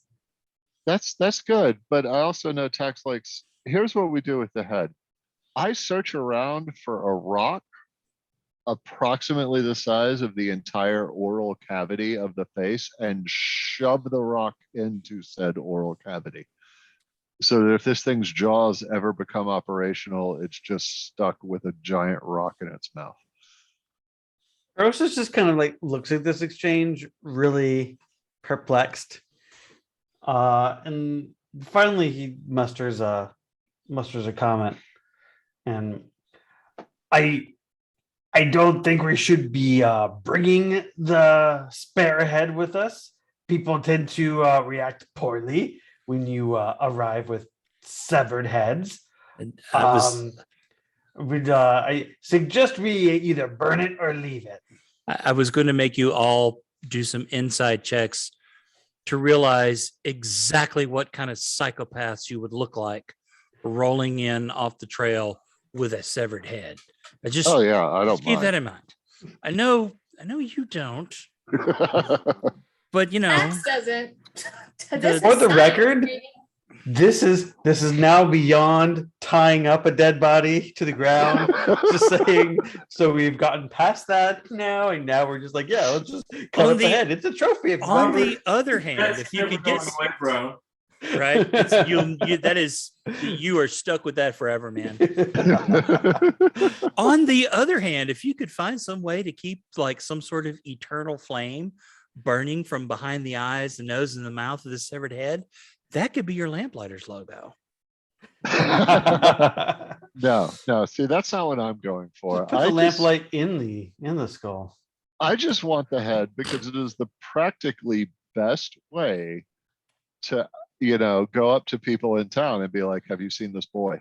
Yeah. I don't know if it's actually practically the best way if it will cause people to run kicking and screaming away from us. Yeah, they'll learn. I believe Tax's approximation of the likeness of the head is accurate enough. On the party's reputation in the 10 towns chart, it's like, man, +5 points for doing things with the Northern Light. Ooh, like -50 psychopath points. Okay. I just I don't Well, understand. This I seems so will- nice. They brought back the goats. I will. I mean, if the artwork looks good, I mean, I'm not gonna say, I will think leave. Croesus probably thinks we all look alike. I will leave Tax with the decision because she's the one who likes to investigate things. If you think you can get any more knowledge out of carrying this head around and studying it further than we carry it around, if you think you're done with it, then yeah, I say we burn it Well, I believe I've far collected away all from its the- body. I believe we have collected all of the samples, and if I think my likeness is okay. Give me a performance check. Performance. So you have check? you have a tooth, you have one of its eyes, you have some Yeah. scrapings from inside the jaw. Oh, things I'm like that. horrible at performance. You're I probably. do Arcana instead. Isn't I mean, you think your drawing looks great. Yeah. You do. It's a stick figure. It's just like You're- here's the I mean, eyes and the X's your because they're closed. Your ego will not allow you to see it for the abomination that it is. Oh. Here, let me try. Let me try to draw it, and I'll take some time to try and draw it. So if it Tax, takes- I'm sorry, but you are a great investigator, but you are not an artiste. so Dolph, you focus, you take some time, and you employ enough skill and patience to render a drawing and a likeness that is very accurate. You feel very confident that if you were to show this to someone, they'd be like, oh yeah, that's Bob. If Bob was his name. Flat. If anybody compliments me on it, I go, well, there wasn't much to do in the cage. What I will say is I'll be like, that is very good. Can I make notes and you draw things from now on? And then like she'll show you some of her sketches of her creations, and it's like literal stick figures with men. Yeah, I can do that. I got pretty good at drawing when I was, raised in a cage for a while. There wasn't much you could do. Well, I am very sorry about the cage, but I am very glad that you found something to do. Did you enjoy it? Not the cage. Not page, no. I mean, it was a way of passing the time. To be honest, I wasn't really having feelings for a while that was happening. Kind of went numb.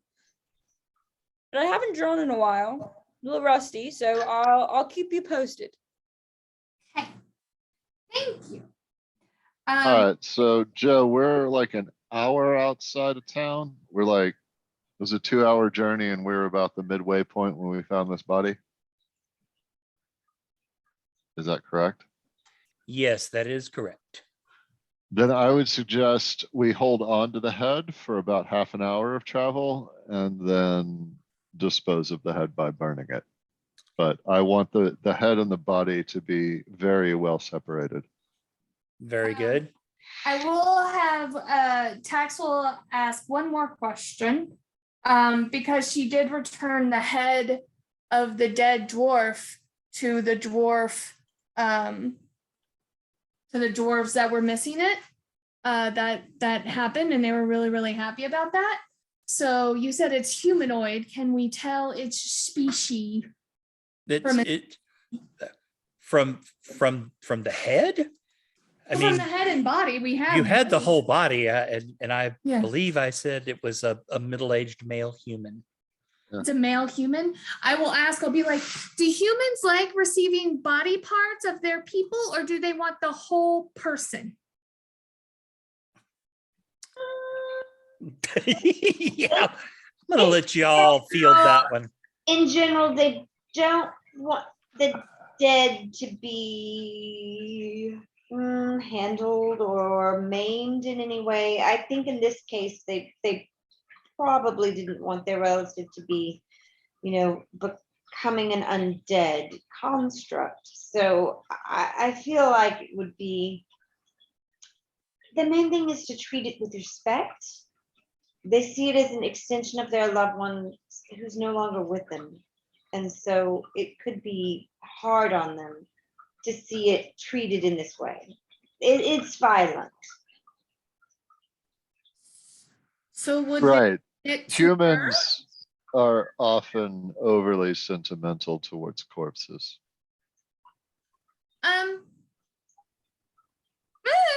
And she'll just hand, because she's gotten everything. She's got the teeth, she's got the eyeballs, she's gotten everything that she's wanted from it. And now she just wants to be respectful to the people they left behind. And she knows that the dwarves were overwhelmingly excited because she returned a head to them.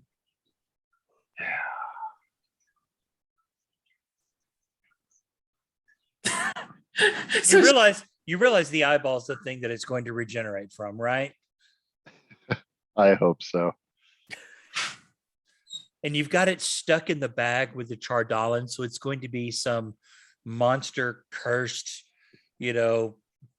bad rock fueled vampire eye. It's going to be a vampire eye. It's like, it's not gonna be, it's not a whole eye, it's a sample of tissue from the eye. Like I want the whole eye, it's tissue. I thought you took the whole eye. I thought you did too. Seems But, legit. Anywho, you travel about a half an hour. You think you've done with a combination of firebolts and druid craft and sacred flames, you completely immolate the poor fella's head, and you make your way into Caer Dineval, where you have indeed been before. You need to be wary of the speaker here, remember.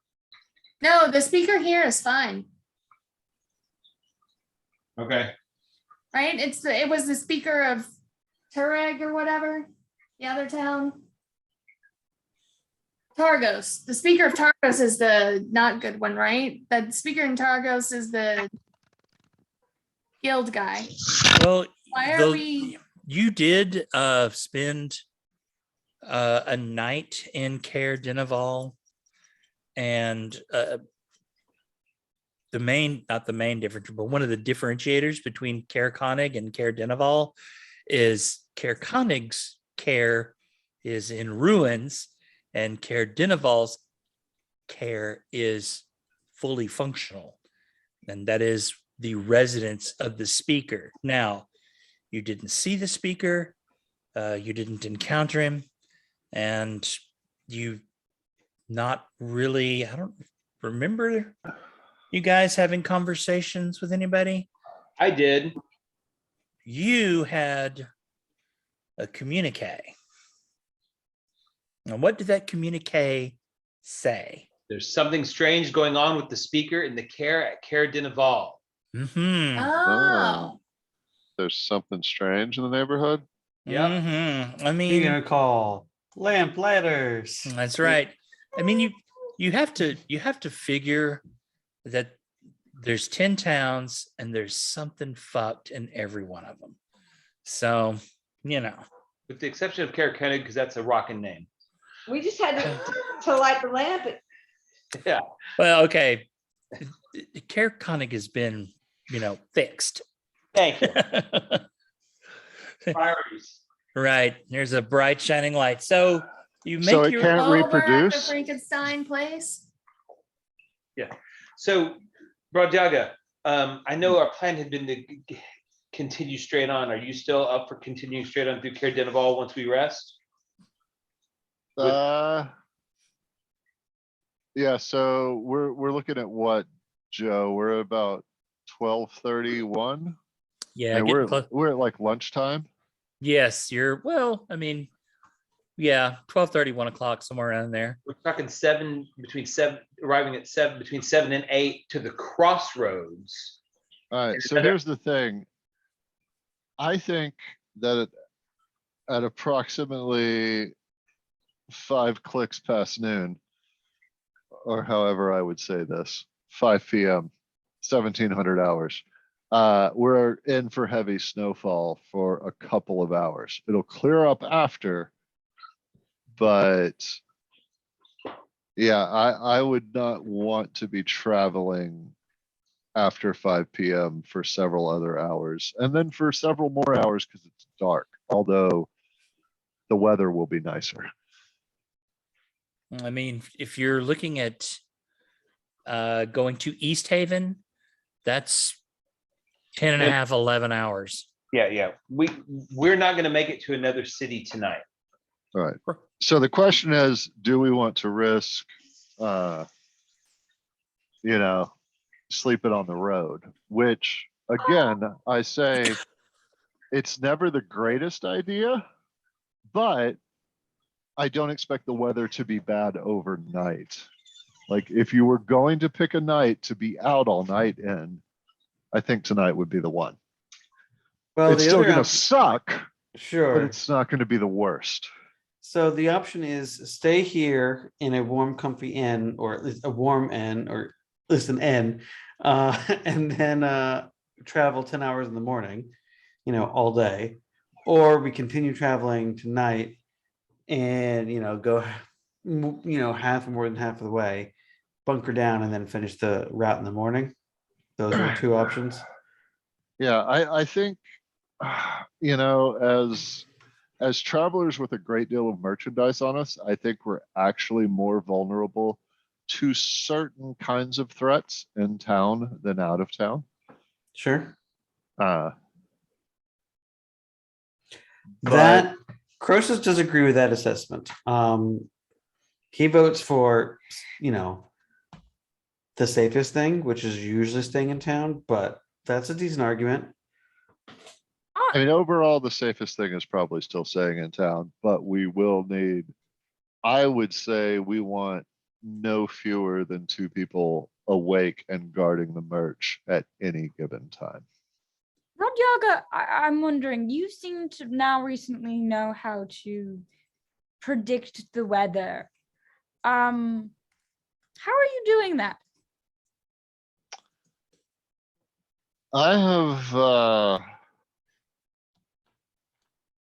I've been living mainly in the wilderness for a little while. I've been attuning myself more to its rhythms and to the latent magic within all natural things. And I believe I've begun to unlock a bit more of those mysteries and discerned how to get short-range weather forecasting from the latent magic of an area. How short range? Like, do you mean short ranges in time range or short ranges in distances range? I can see about a day, and honestly, as far as we can travel in a day, weather conditions are not going to vary that greatly from place to place. So you Uh, probably checked the weather this morning. Would you like me to check it again? Yeah, maybe now, maybe if we know what the weather's gonna look like tomorrow, we can plan on, oh, do we want to be traveling tomorrow or not? That is a fair point. Yeah, I totally cast Druidcraft weather predictor point, which should give me, you don't have to give me the whole forecast because I have a lot of it, but from the last point I had till noonish tomorrow would be nice, Joe.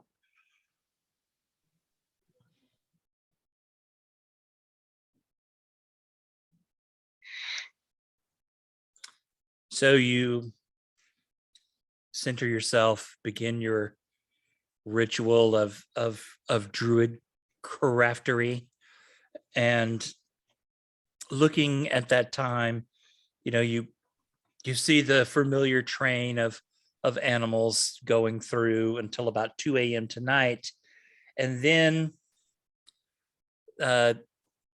you have the polar bear, as if he was all bundled up. Well, the polar bear wanders off, and it's a raccoon looking up at the sky and looking for an umbrella, which is weird because there's no rain here.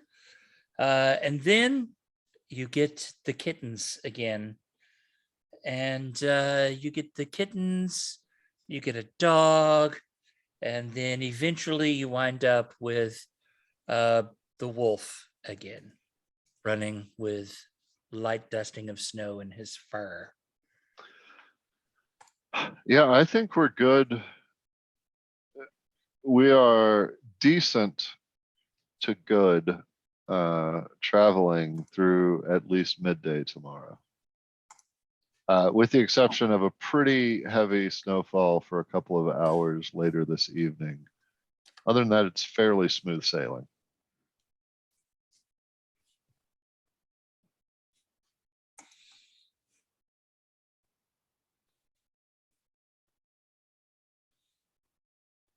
I think it would be better to stay indoors tonight, given what we found on the road. A fair assessment.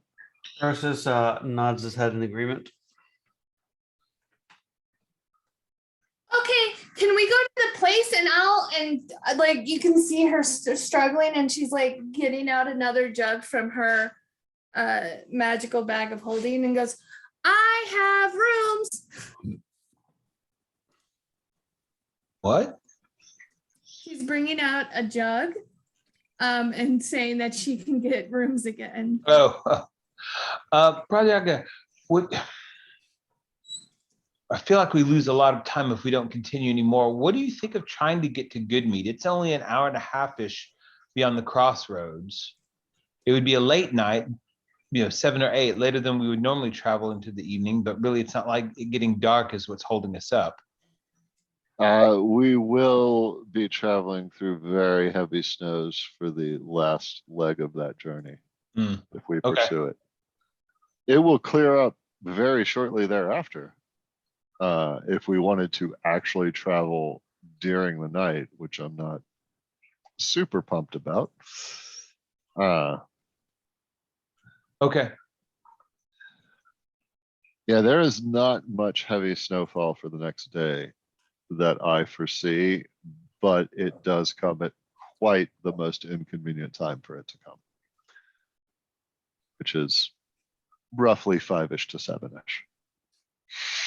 Yeah, 2 hours of that might be a little tough.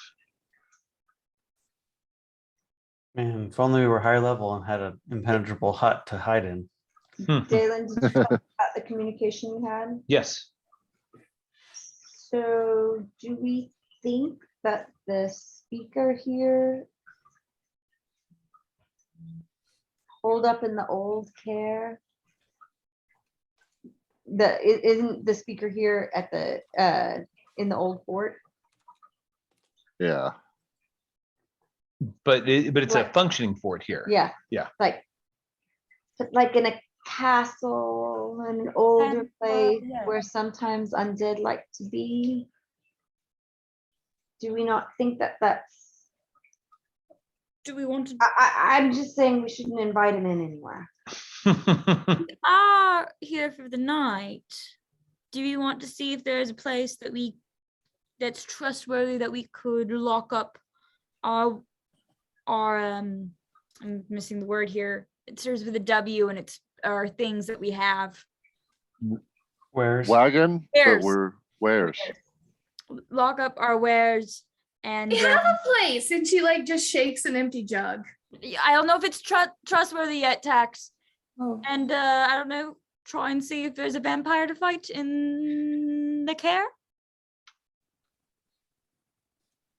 I would like vampire samples.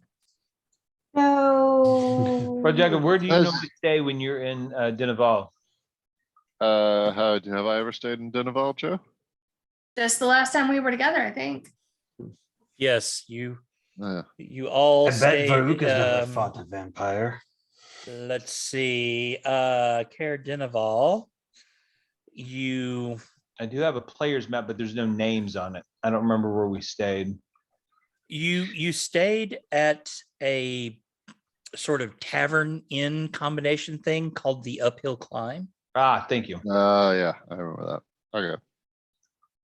I mean, there's not really a whole hell of a lot of options. I mean, honestly, if we're not going to keep moving today, I'd like to get in somewhere as soon as possible and continue on my work that I started earlier. That's I- fair. yeah.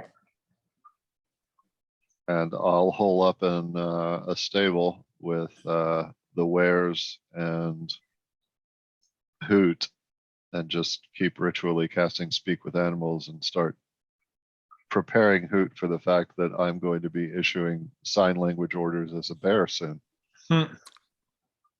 Absolutely. So we will do similar to how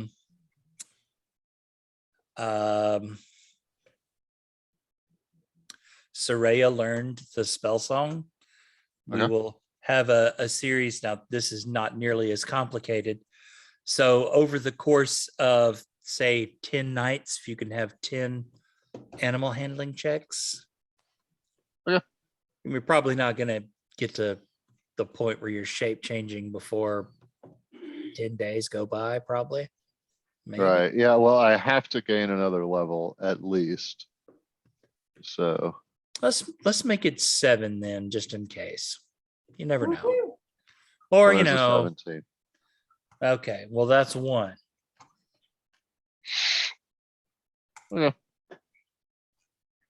Okay, so now you do have, you are familiar with the uphill climb, and you know it's kind of slightly Care Dinaval is on a cliff overlooking the lock, and the uphill climb is kind of down the hill from it a little ways.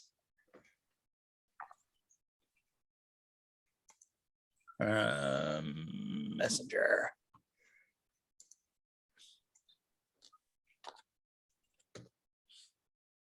And so there, the picture in Messenger, if it will get to you, the care is there on top of the hillside or on top of the cliff. And that little building with a little silo thing sticking up, that's actually a rooftop.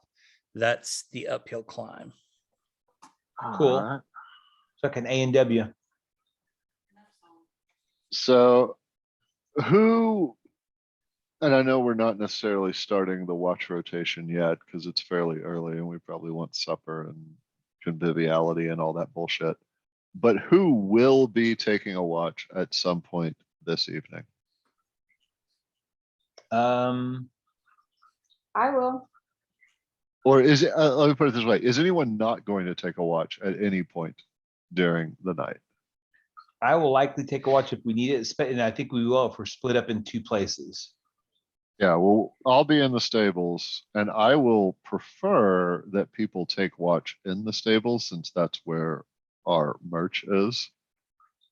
But, I can't force you to do that. Yeah. taking watch from the stables is a good idea, especially since, you know, our merch is, as you say, here. If we can, we'd want to get a room kind of near the stables. Right. I mean, I'll be sleeping there. I imagine Varuk will, although that's his decision. But yeah, I think it would be best if everyone who takes a watch takes it in the stable. And I will tell anyone who is taking a watch to be on the lookout for a pair of women, one black-haired, one red-haired. The red-haired one older by roughly 20 years than the black-haired one. And yeah, I will want to be awoken and removed from the situation long before they get anywhere near me. Croesus is going to, if we're split into 3 shifts, which I believe is normal, Croesus is taking the last one. I think it's 4 shifts because it's 2 hours each, and that we need 8 hours for a rest. Cool. That works too. So then Croesus is taking the last one, however many we have. Dolph will take the first one because they don't like having to get up again. I'll take the last as well. So last time we were here, we visited with Roark and we were tracking Garrett. We were trying to find where he was. They said that Kranich, the speaker, had been holed up in the cairn recently and hadn't seen him much since the lock froze solid. They were glad to see some beer, but they were talking about the nights where they have to put all the fire out, because that's how they pay homage to the frost or to Arl. They give the warmth. Do we see fires lit? Is it a good night to be here?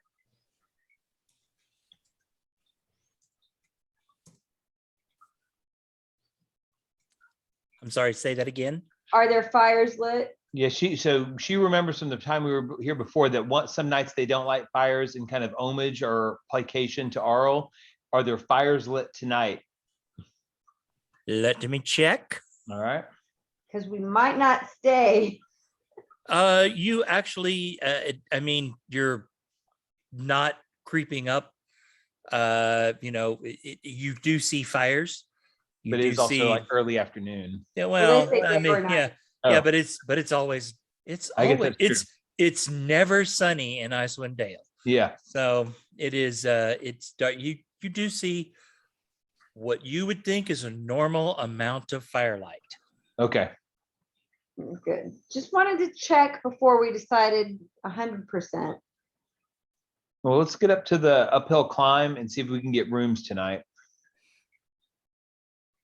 I like how you say rooms when there was a room and it was the tavern. Yep.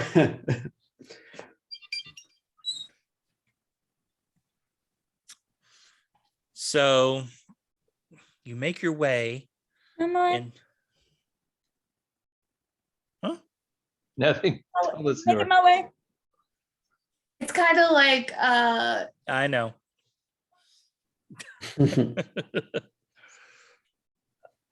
So you've been here before. You didn't really spend a lot of time here or getting to know people or investigating people. But you do. I mean, if you wish to return to the uphill climb, you would be able to relatively easily. yep. I already got my jug out just in case. I'm just gonna walk in with an empty jug and see what happens. I'm gonna walk in with an empty jug. Huh. Okay.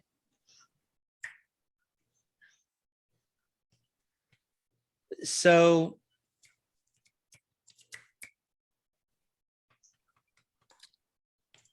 let me look at a thing real quick.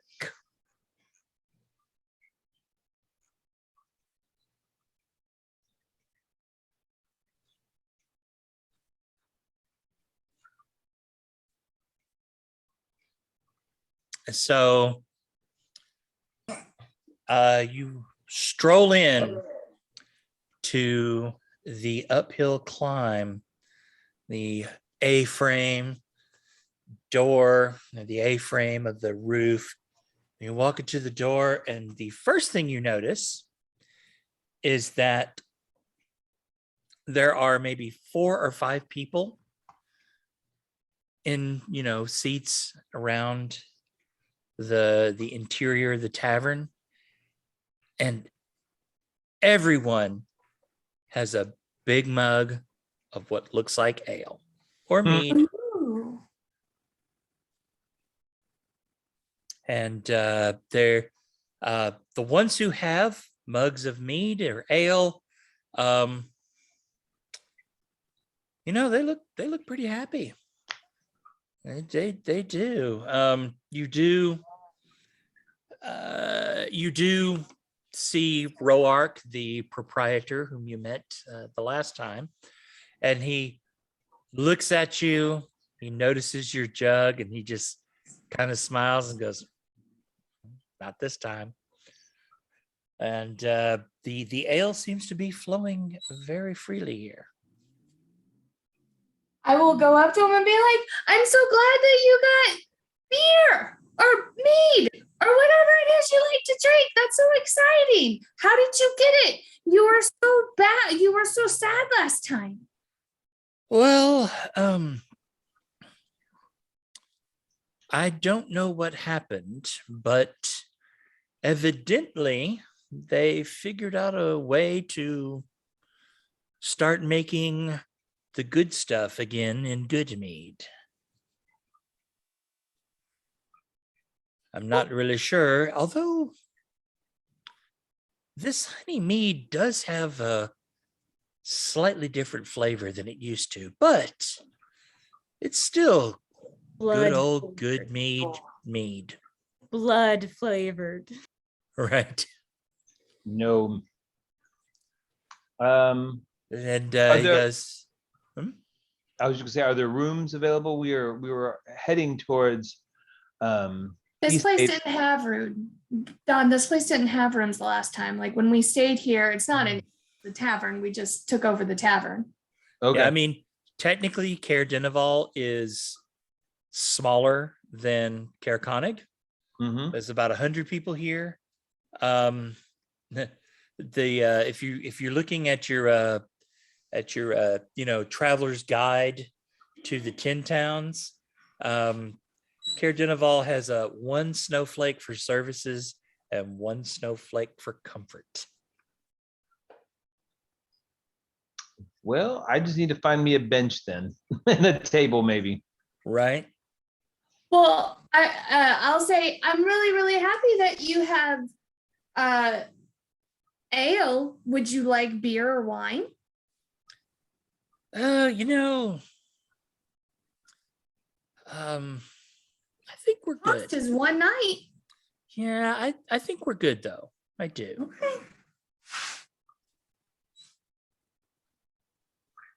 Well, could we stay the night here as we've done before? Well, sure, but this time there'll be some coin involved. Oh, is that all you want? that? And then she'll like take out How her about- 21 silver and Guys, Oh. tax. How much to stay in the stables? Well, this is a tavern, not an inn, so we don't necessarily have stables. Are there stables in town?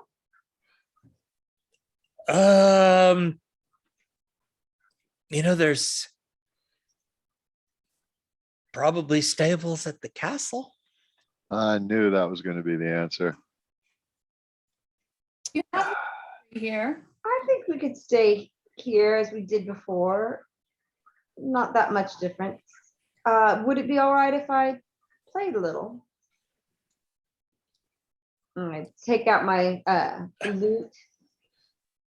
And he kind of looks.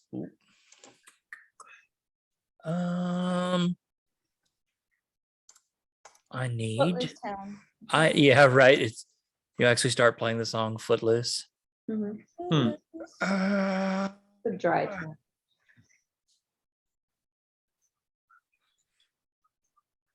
kind of looks at you a little bit, Siston. and says, "Do you have a sister?" Definitely. Hmm.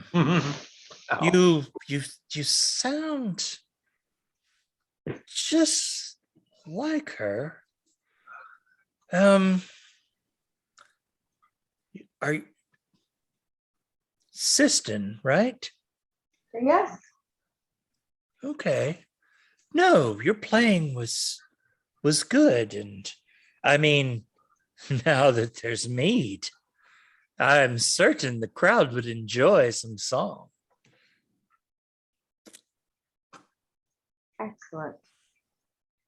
Well, while you all figure this out, I'm going to tune up. Okay. So you tune up. You notice that, since it's roughly lunch-ish time, uh a few more people have kind of filtered in. And they head straight to a table or straight to the bar, and they're like, some of that mead. And he's like, oh yeah. And you can see there's several casks of mead behind the bar, where the last time you were here there were none. But yeah, you very confidently find a place of prominence where you can be seen and heard well. And a couple people kind of glance over you and kind of like, the players, what's he doing? And tune up and play as you wish.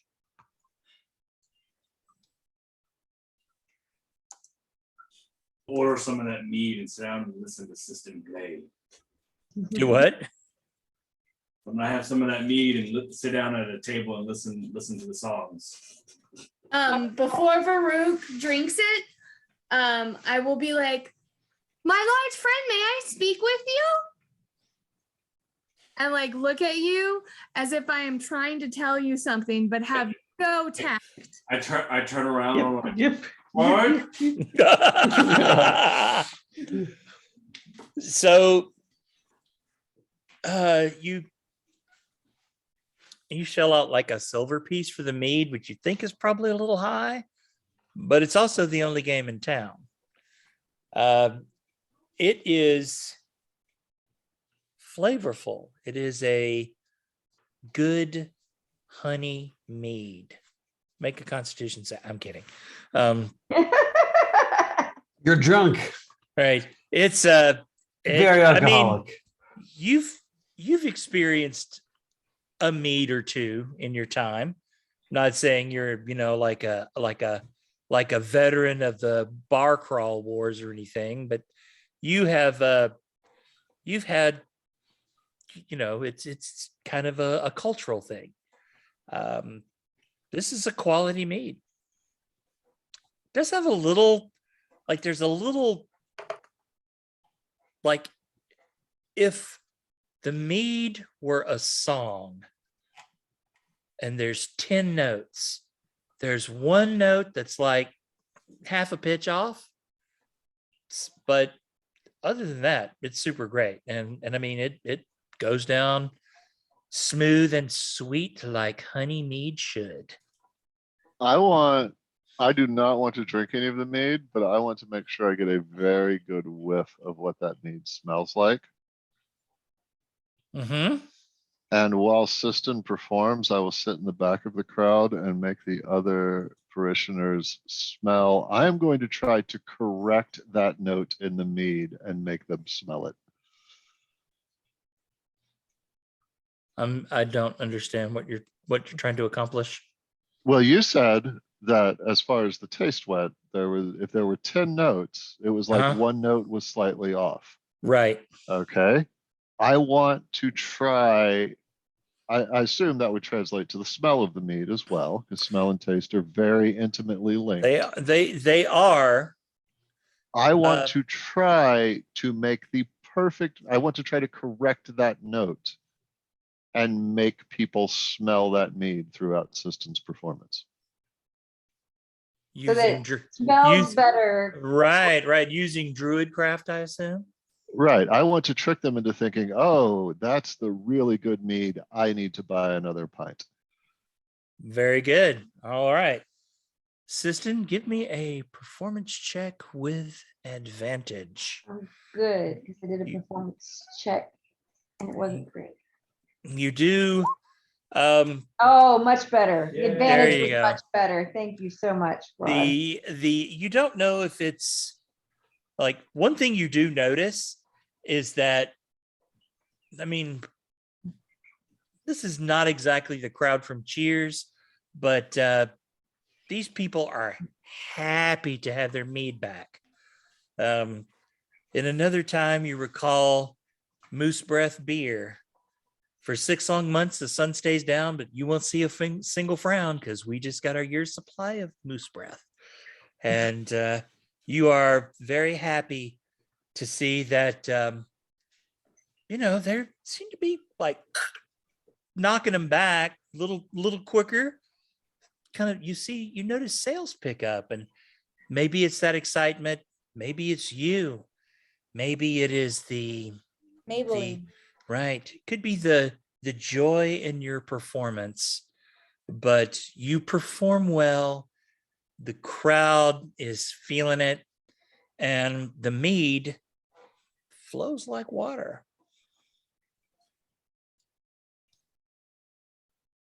Excellent. Well, I soak it up with that 24. I'm just playing it out. I listen and try to see what types of songs get the crowd going more. Of course, I have my hat ready.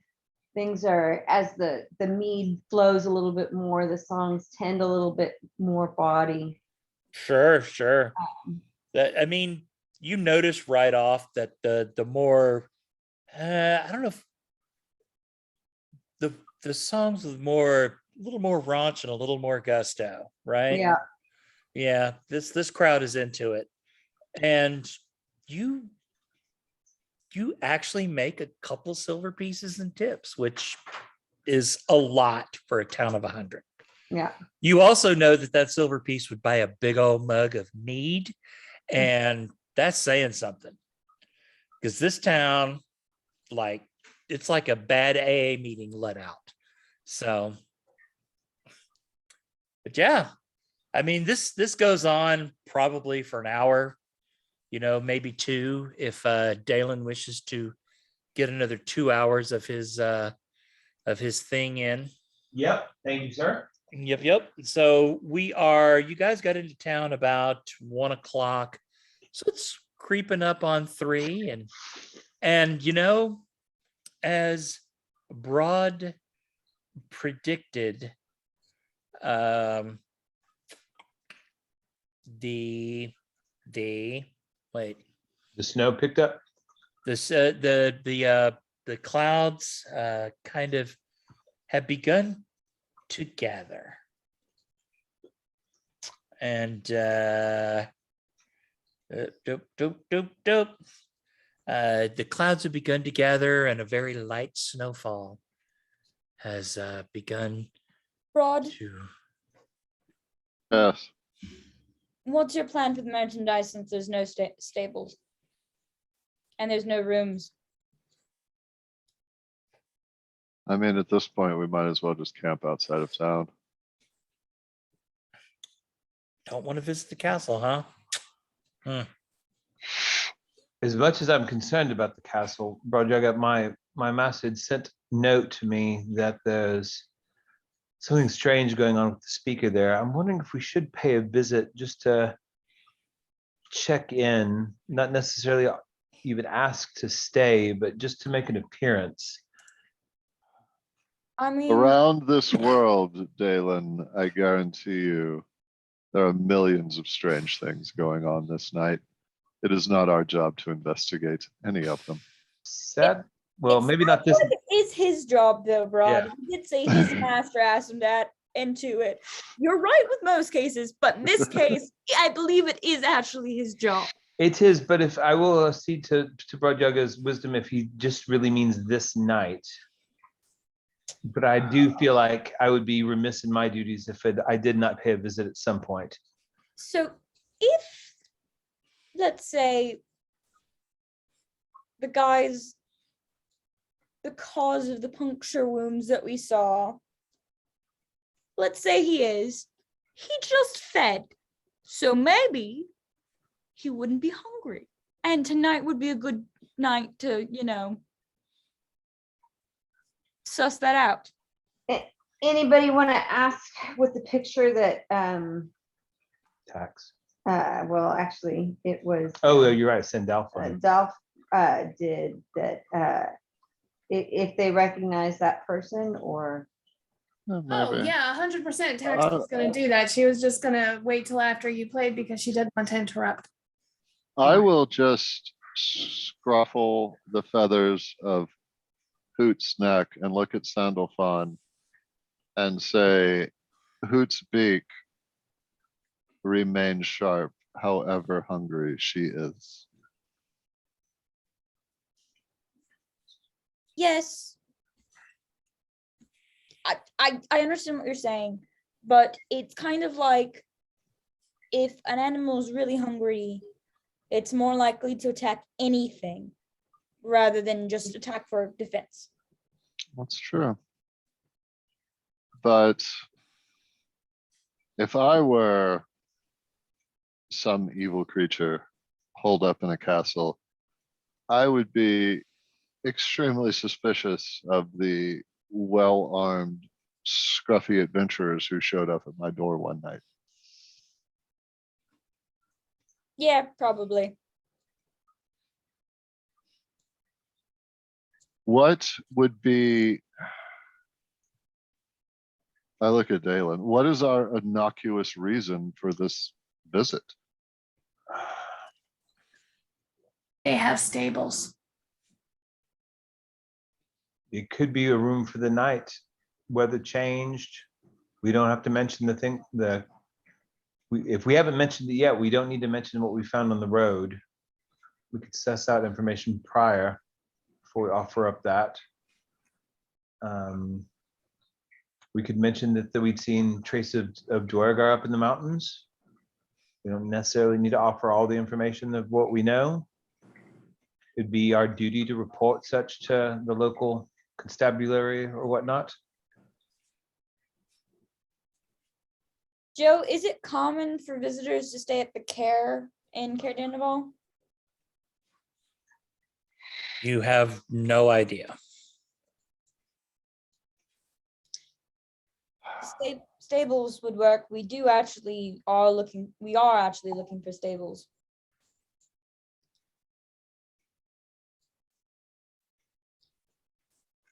I mean, we can try. I say before we do that, we pass around the picture and see if anybody's seen him. Or knows I who mean, it is.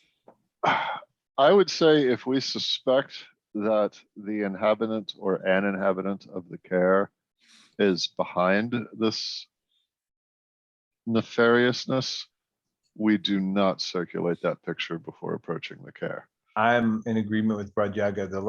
If somebody took it that far out to dispose of it, we don't need to draw attention that we are aware. Right, because how do we know that someone we share that photo with photo? What the fuck is a photo?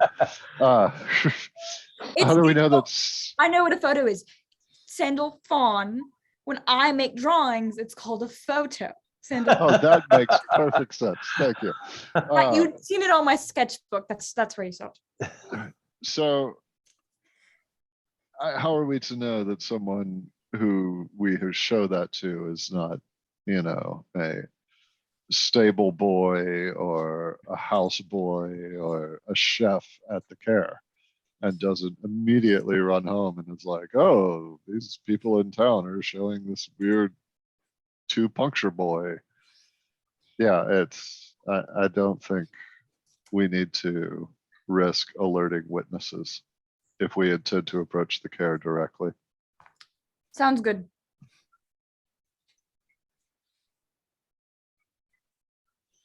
Well, I can't say this is the wisest idea I've ever gone along with, but it's also not the dumbest. So It is 10:45. Do we want to put a pin in it here and see what and pick up there? That's what I was Yeah, going to this- suggest. Okay. This is this feels this like is- a pretty good pausing point. That's good because I have a second set of rounds in Right. 15 minutes. So and so just so that I can prepare, we're storming the castle next week, right? Yep. nicely. I don't We know. are, it's not going to be a storm. We're drizzling the Poking. castle. We're poking the sleeping dragon to see if it is in fact a dragon. It's a slight mist. We're misting the castle. We're And we're- misting the castle with a possibility of storms. Like, Right. There we Is- go. There we go. Next week is an off week for Robert, but it's also MLK weekend, and we might be traveling to McAllen, so we might just plan for it to be an off week for the crew. Okay. Just get to, that way people can make plans now, and they're not trying to second guess as we get later in the week. I'm gonna reach out to Owen and ask if we moved to a Bi-weekly. Bi-weekly. Yeah. schedule, if he would be more up to joining, if that's the case. And so we have more information in 2 weeks to get to make a decision about bi-weekly stuff. Cool. All righty, my friends. Cool. All right. Well, that was fun. It Thanks was so Hi, much. guys. It was nice being in the Tin Towns again. Thank you. That was good. As cold Right. as that bastard is, it's a nice place to visit. It's Right, also right. cold in my house right now. Well, I do want to say, I believe so. The book. There's each chapter is Yeah. there's like 7 or 8 chapters, but chapter 1 is mostly the 10 towns, Yeah. and then the world opens up a little bit wider. So I believe we could probably go another 10 to 15 episodes Wow. before ending season 1, depending, Cool. of course, depending on what you guys do Yeah. and what you find out and where you go. And, if the vampire lord doesn't consume you all in your sleep or something, you never know.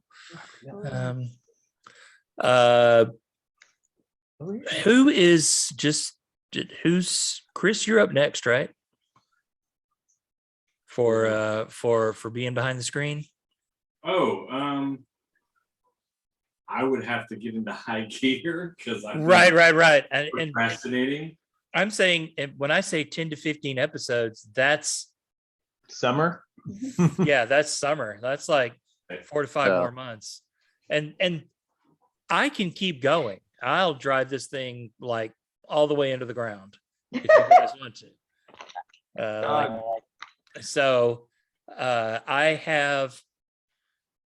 I have an end game already in plan. The TPK that we were talking about. No, definitely not. It could have been with Cephik. It could have been a TPK. That was rough. yeah, that was designed to be rough. It was meant to be. Oh, So- yeah, I was fine. Huh? I was fine. You were Yeah. fine. Yes. It was looking very grim until Robert just like destroyed half his fucking backup in one fell Yeah, swoop. that Actually, more than half. It's like 80% of Yeah. his backup. well, okay, so those methods, those things were they're like, They're like minions. CR 1/2. The cold light walkers being turned, that's what This is that's That's what why you have a cleric, friend. that's what kept Yes. you. That is what turned the tide. I promise.